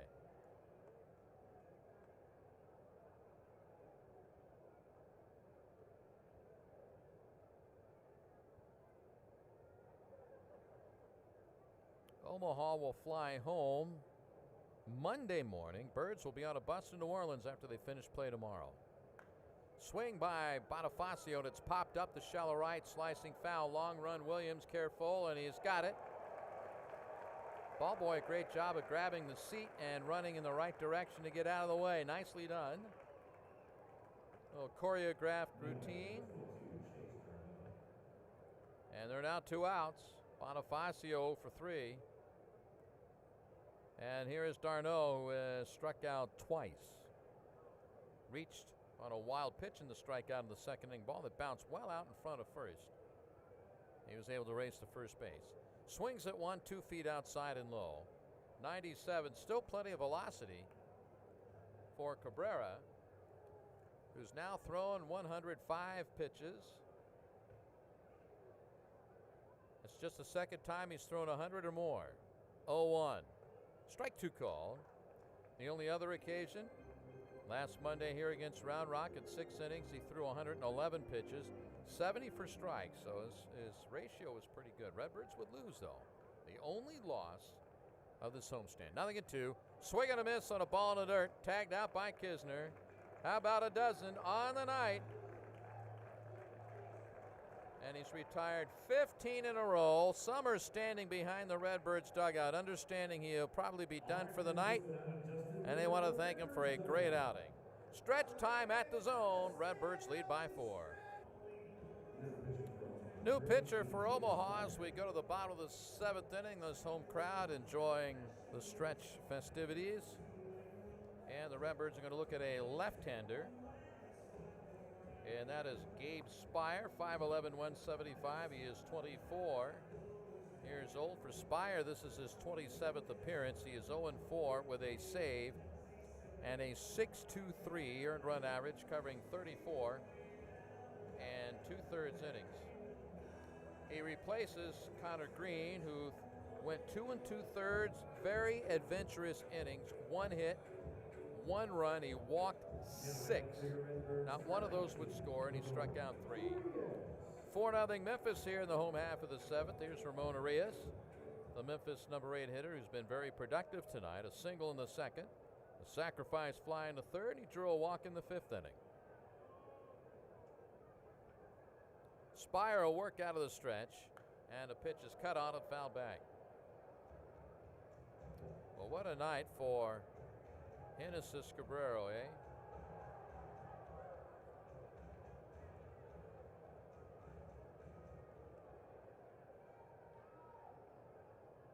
Spire's been bounced around in some trades in his young career. 0-1. A low strike, and Ramon turns and walks away.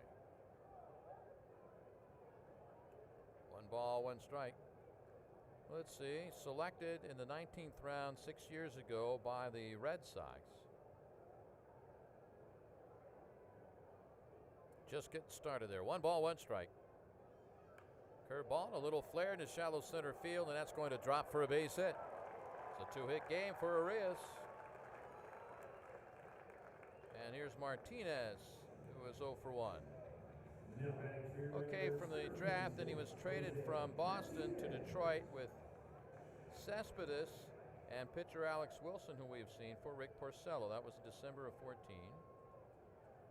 Then acquired by the Braves, along with Ian Kroll, for Cameron Maben, November of 15. Oh, we're not done yet. 2 more other transactions to cover. Spire will look at a pitch. Fouled back, had a pitch to hit and a swing to go with it. And then he was traded from Atlanta to Arizona with Shelby Miller for Ender Inciarte, Aaron Blair, and Dansby Swanson. That was December of 15. And the Royals got him from Arizona last June in a deal for Luis Luciano. Some big names involved. 0-1. Inside fastball. That's now 10 hits for the Redbirds to go with 9 walks. The Redbirds have left a dozen through 6 innings.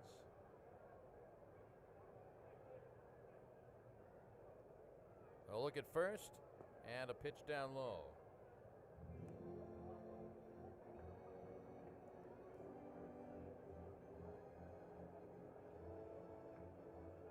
Nashville still leading Iowa 3-1. They're in the bottom of the 6th in Des Moines.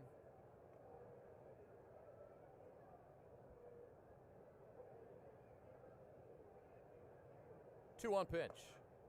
Just missed outside. Well, you've had some hitters from both clubs not happy about the strike zone. And right now Spire comes in and says, wait a minute, I didn't get anything there. 3-1.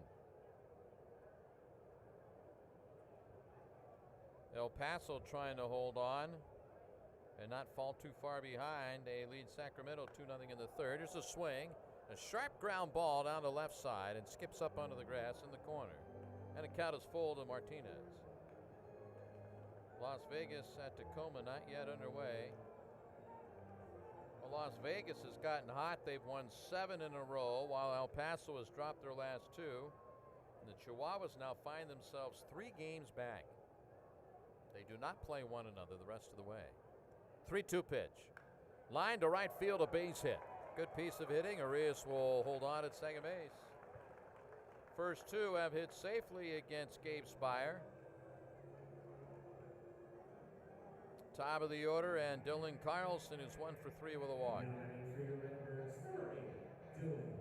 So he'll turn back and hit right-handed, where he has all but his at bat against Green in the 5th when he drew the walk. Round Rock still leading New Orleans in the nightcap 3-1. That's in the bottom of the 5th at the Dell Diamond.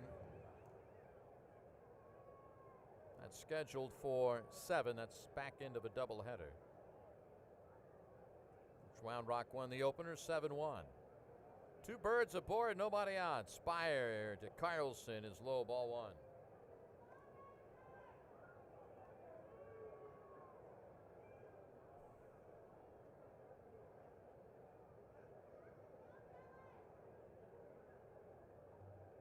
The pen continues for Memphis. Spire continues onward with a 1-0. Big swing fouled out of play. And I think Dylan liked that pitch a lot.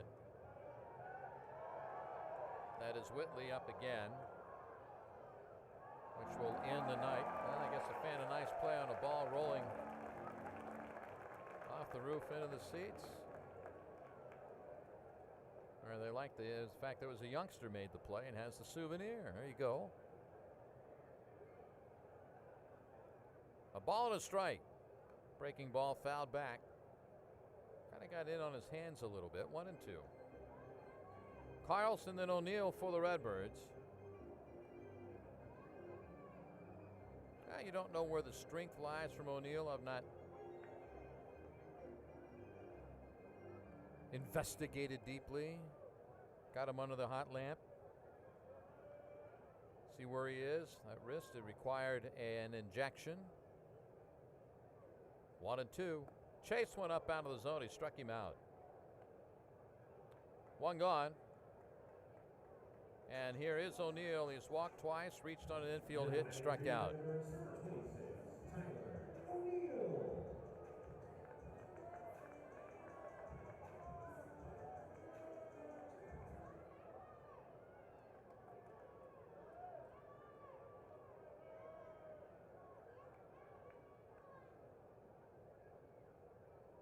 A check of second.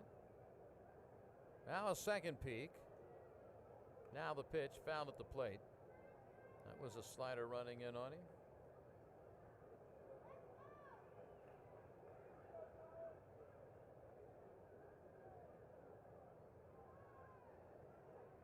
Like to wish a happy 6th birthday to my grandson Gray today, unable to make the birthday party.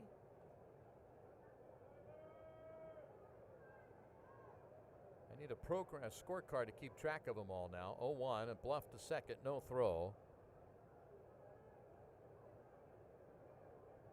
Trying to fill out a 25-man roster before too long, it looks like.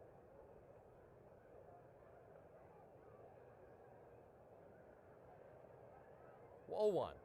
That's in there for a strike, a fastball.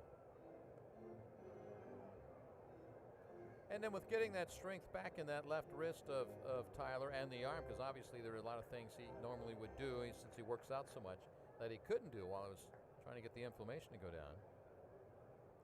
Got to get the rest of everything strong. 0-2. Up high. Was able to get Carlson to chase a moment ago, but not that time with O'Neill.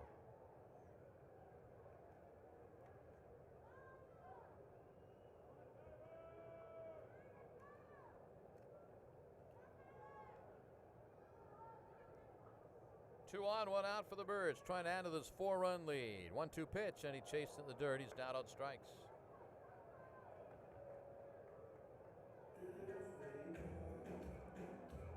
And that'll bring up Sosa, who was 2 out of 4. He got it all started with a 2-run homer in the first. That is his 16th of the year. So what's the tiebreaker for Gabe Spire? He gave up hits to the first 2, strikes out the second 2.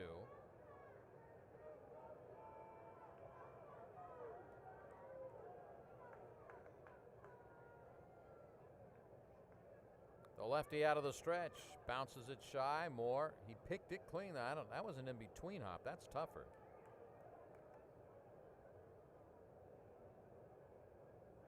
This is why good defensive catchers can play a long time. And as we mentioned, he got a little time with a big club in Tampa Bay last year, and he's still here at the AAA level. He looks good behind the plate. Hasn't been tested with his throwing.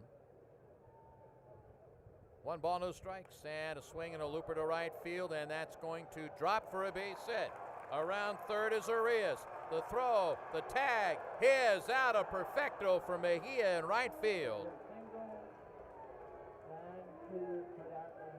Wow, thought that'd be an RBI single for Sosa, but not the case.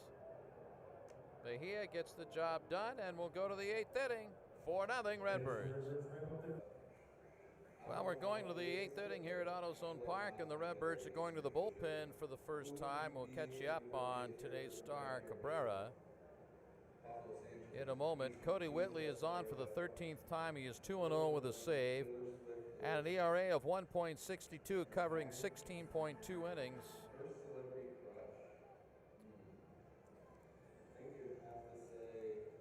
Now, for Genesis Cabrera,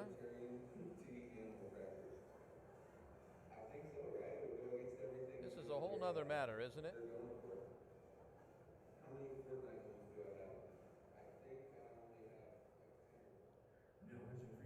Well, for Cabrera,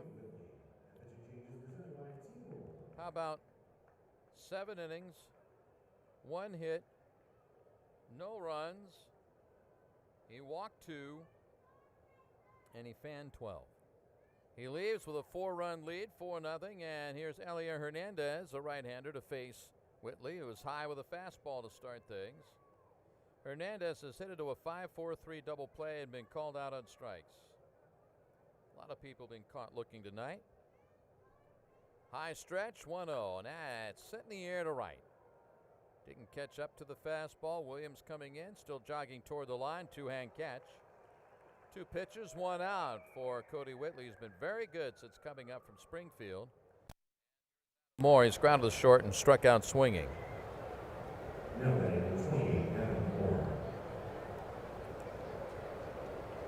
Right-handed hitting catcher. Right-hander up in the Omaha bullpen.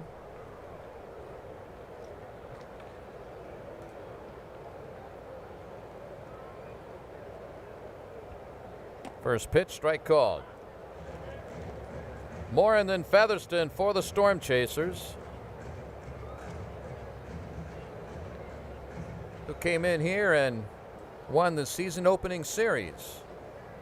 Target in, 0-1 delivery. Foul tip on one up out of the zone.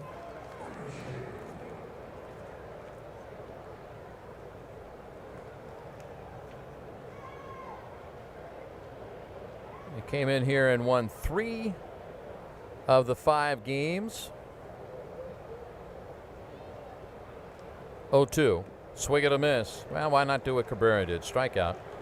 Now, then the Redbirds, at the end of April, went to Omaha for a 5-game series, won the first 4, and I think we're up, 9-0 in the game 5 and lost that game.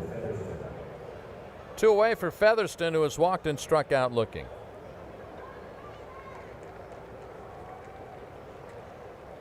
Well, that's now 17 in a row retired between Cabrera and Whitley.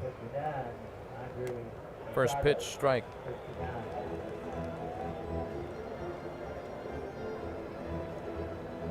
Great stuff. Fans here have seen something special tonight from the Redbirds starter. Swing here, 0-2, and looks like going to see some good things from the right-handed reliever, Cody Whitley. That's Cody, K-O-D-I. Brian Flynn started for Omaha. 0-2 pitch, and that's 3 feet shy. And Flynn would go 3 1/3 tonight, charged with 3 runs.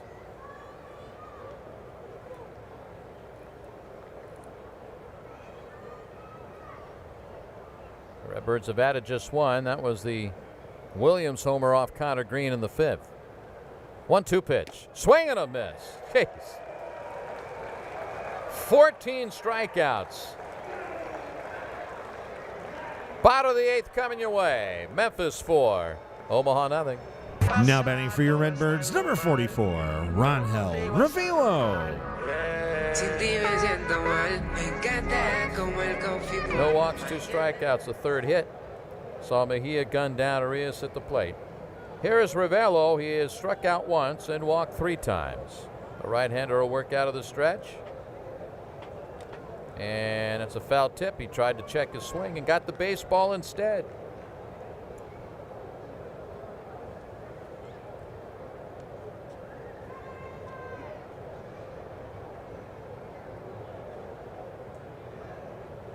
Got a bright blue glove, does the pitcher.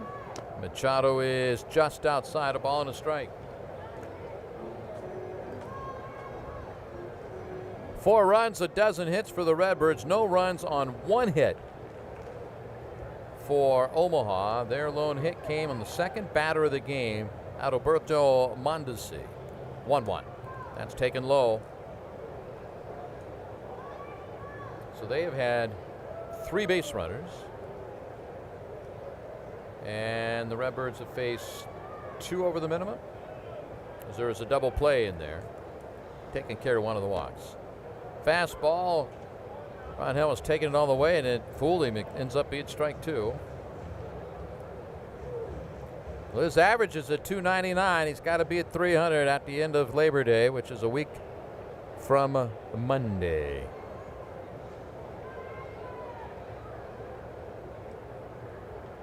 Nine more to go after tonight. 2 balls, 2 strikes. Sliced to right, but that'll be foul. Not hit that sharply. It bounces into the seats and right back onto the field of play. So another one for the Redbirds first baseman after sitting out the last 3 games, back in the lineup tonight.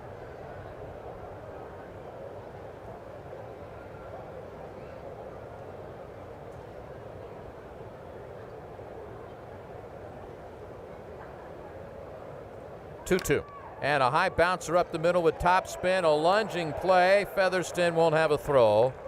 Well, it's just picking up height and spin as it went along, and Ronhill was smelling a base hit. He ends up down past the tarp.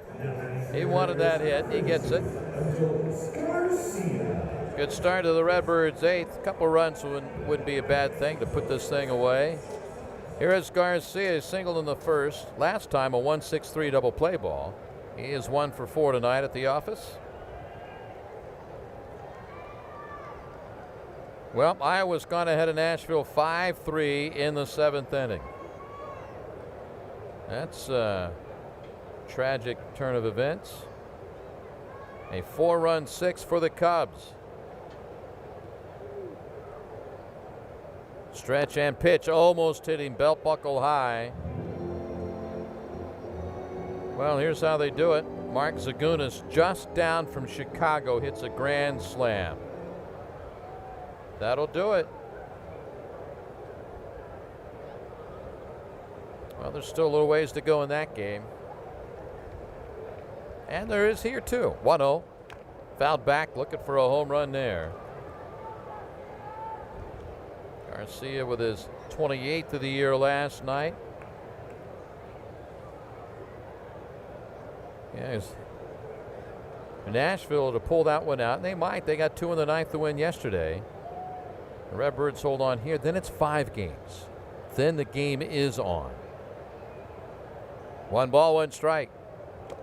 Swings and falls down, his right leg crumpling under him. Hopefully he's okay. Looks like he is.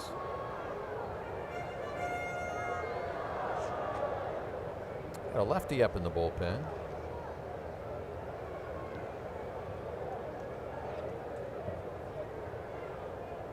I don't want Machado to throw too many pitches, I guess. 1-2. Swing and a miss. Good fastball. 97. Sits down Garcia. Well, the Redbirds have punched out 9 times, so both clubs have had to take a seat. Hawk Harrelson used to say, grab some bench. Here's Justin Williams. He's homered, singled, and walked. He is 2 of 3 tonight. His average sitting at a cool, comfortable 361.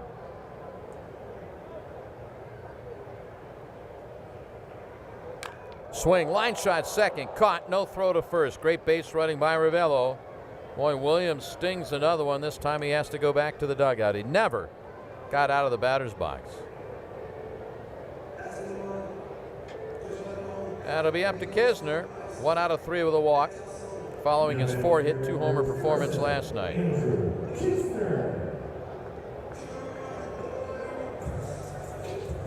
lot of fist pumps for Justin as he gets back in the dugout. Man, all you can do is hit it hard. Outfield shades Kisner to left. And Machado starts high. Tried to go, I guess maybe that was a cutter. It was 89. It didn't do much. You could see it tried to move a little bit.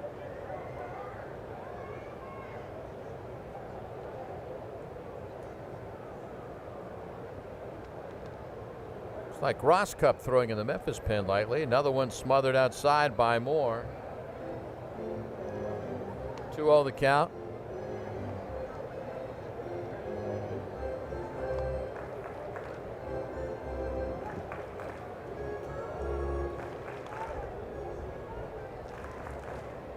One on, 2 out. It was a leadoff infield hit for Ravello. Still camped out. 2-0 pitch. Just off the inside corner. Green light, absolutely.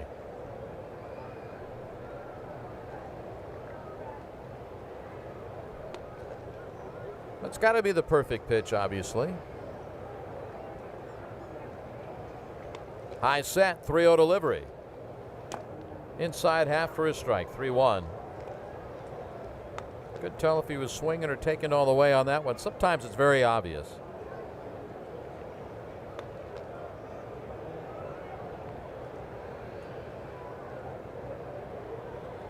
Here we go, the 3-1. And it's low ball 4. So he's reached safely 3 times tonight, despite just getting the 1 hit. And how about another walk for the Redbirds? That's 10 tonight. And here's Ramon Arias. 2 for 2 with a walk and a sacrifice fly. He's had a fine night.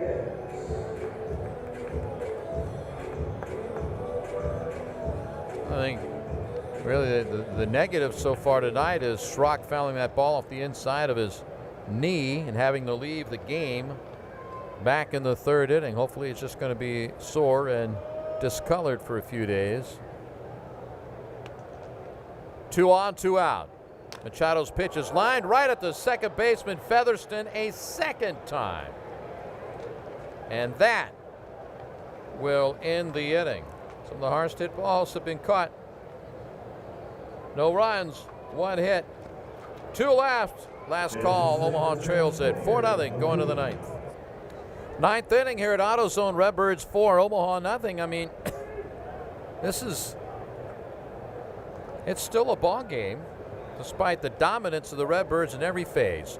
Rudy Martin, the lefty, will take inside ball 1 from Cody Whitley, who stays on. Ross Cup just getting some throwing in, I guess, at the bullpen.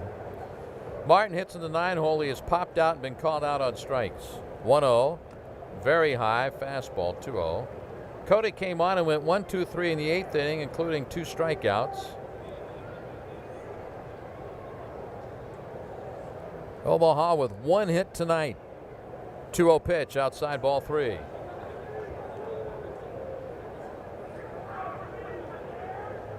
You ever seen such a lopsided 4-0 game as this? Fastball at the knees, 3-1. I mean, you look at it, 13 hits, 10 walks. That's 23 base runners. The Birds have left 16. Swing here and a miss, 3-2.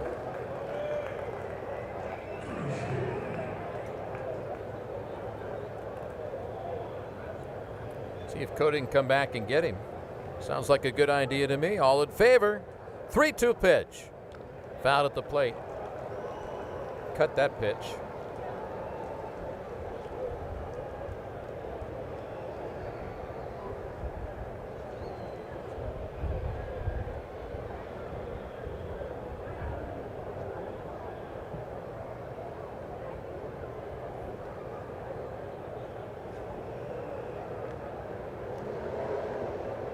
Another 3-2. Foul to the left side. Well, back out of play. We'll do it again.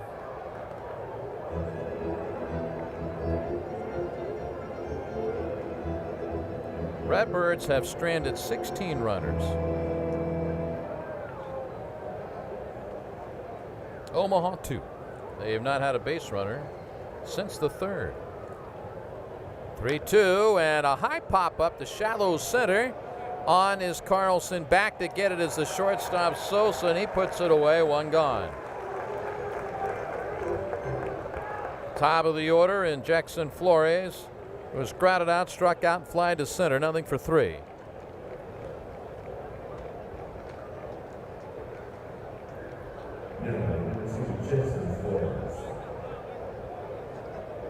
Two innings to go in Des Moines with the Cubs leading Nashville 5-3 behind the Zagunas slam. High set. Whitley high, ball 1. Good job of coming back to get Martin after falling behind 3-0. Fireworks coming up after the game. 1-0, that's a high strike, 1-1.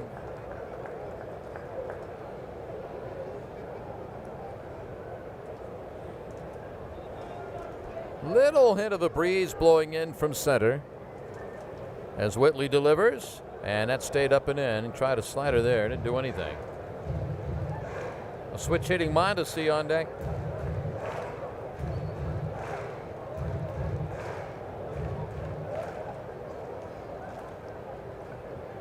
Two 1. Chased it, missed it. 2 balls, 2 strikes.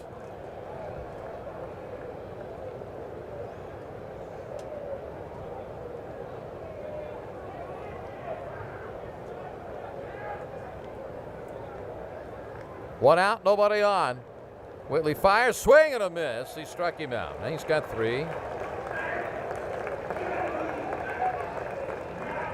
So he and Cabrera have combined for 15 strikeouts. And it's up to Mondesi. He has their only hit. It came with 1 out in the first inning. No, he's going to be lifted. Weiss is going to pinch hit. They're going to send a lefty up there. 269, 2 homers, and he lines one to right field. Williams will cut it off before he can get into the corner. So they keep their hopes alive. Well, that ends a stretch of 20 in a row retired between Cabrera and Whitley. Redbirds were going for their second one-hitter, I believe, of the year.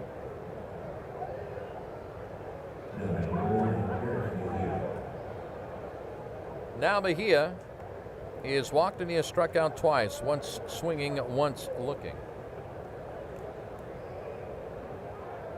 Not holding at first as you would expect, and that one's high, ball 1.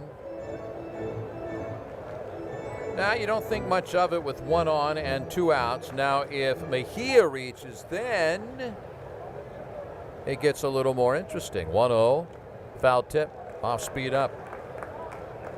That's because if another runner reaches here, the tying run comes to the on-deck circle. And Ben Johnson doesn't want anything to do with that. 1 ball, 1 strike. Too low. And the next hitter is Bonifacio, and he's followed by d'Arnaud.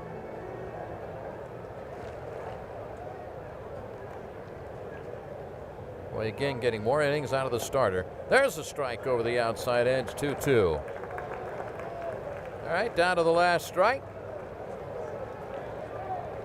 So far, just 3 over the minimum tonight. And starting it up a little bit, the set and the 2-2 pitch. Runner goes, and the ball is hit foul outside of first. Well, then allowing the runner to go on that defensive indifference thing in the 9th inning last night cost the Redbirds a shutout. And Myers his first run since coming back from the big leagues.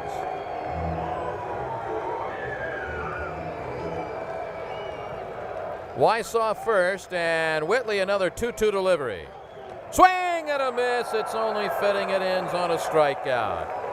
What a night all the way around for the Redbirds. The fans are standing in appreciation of what they've just witnessed over the last 3 hours. Final is Memphis 4, Omaha 0. Those winning totals are next.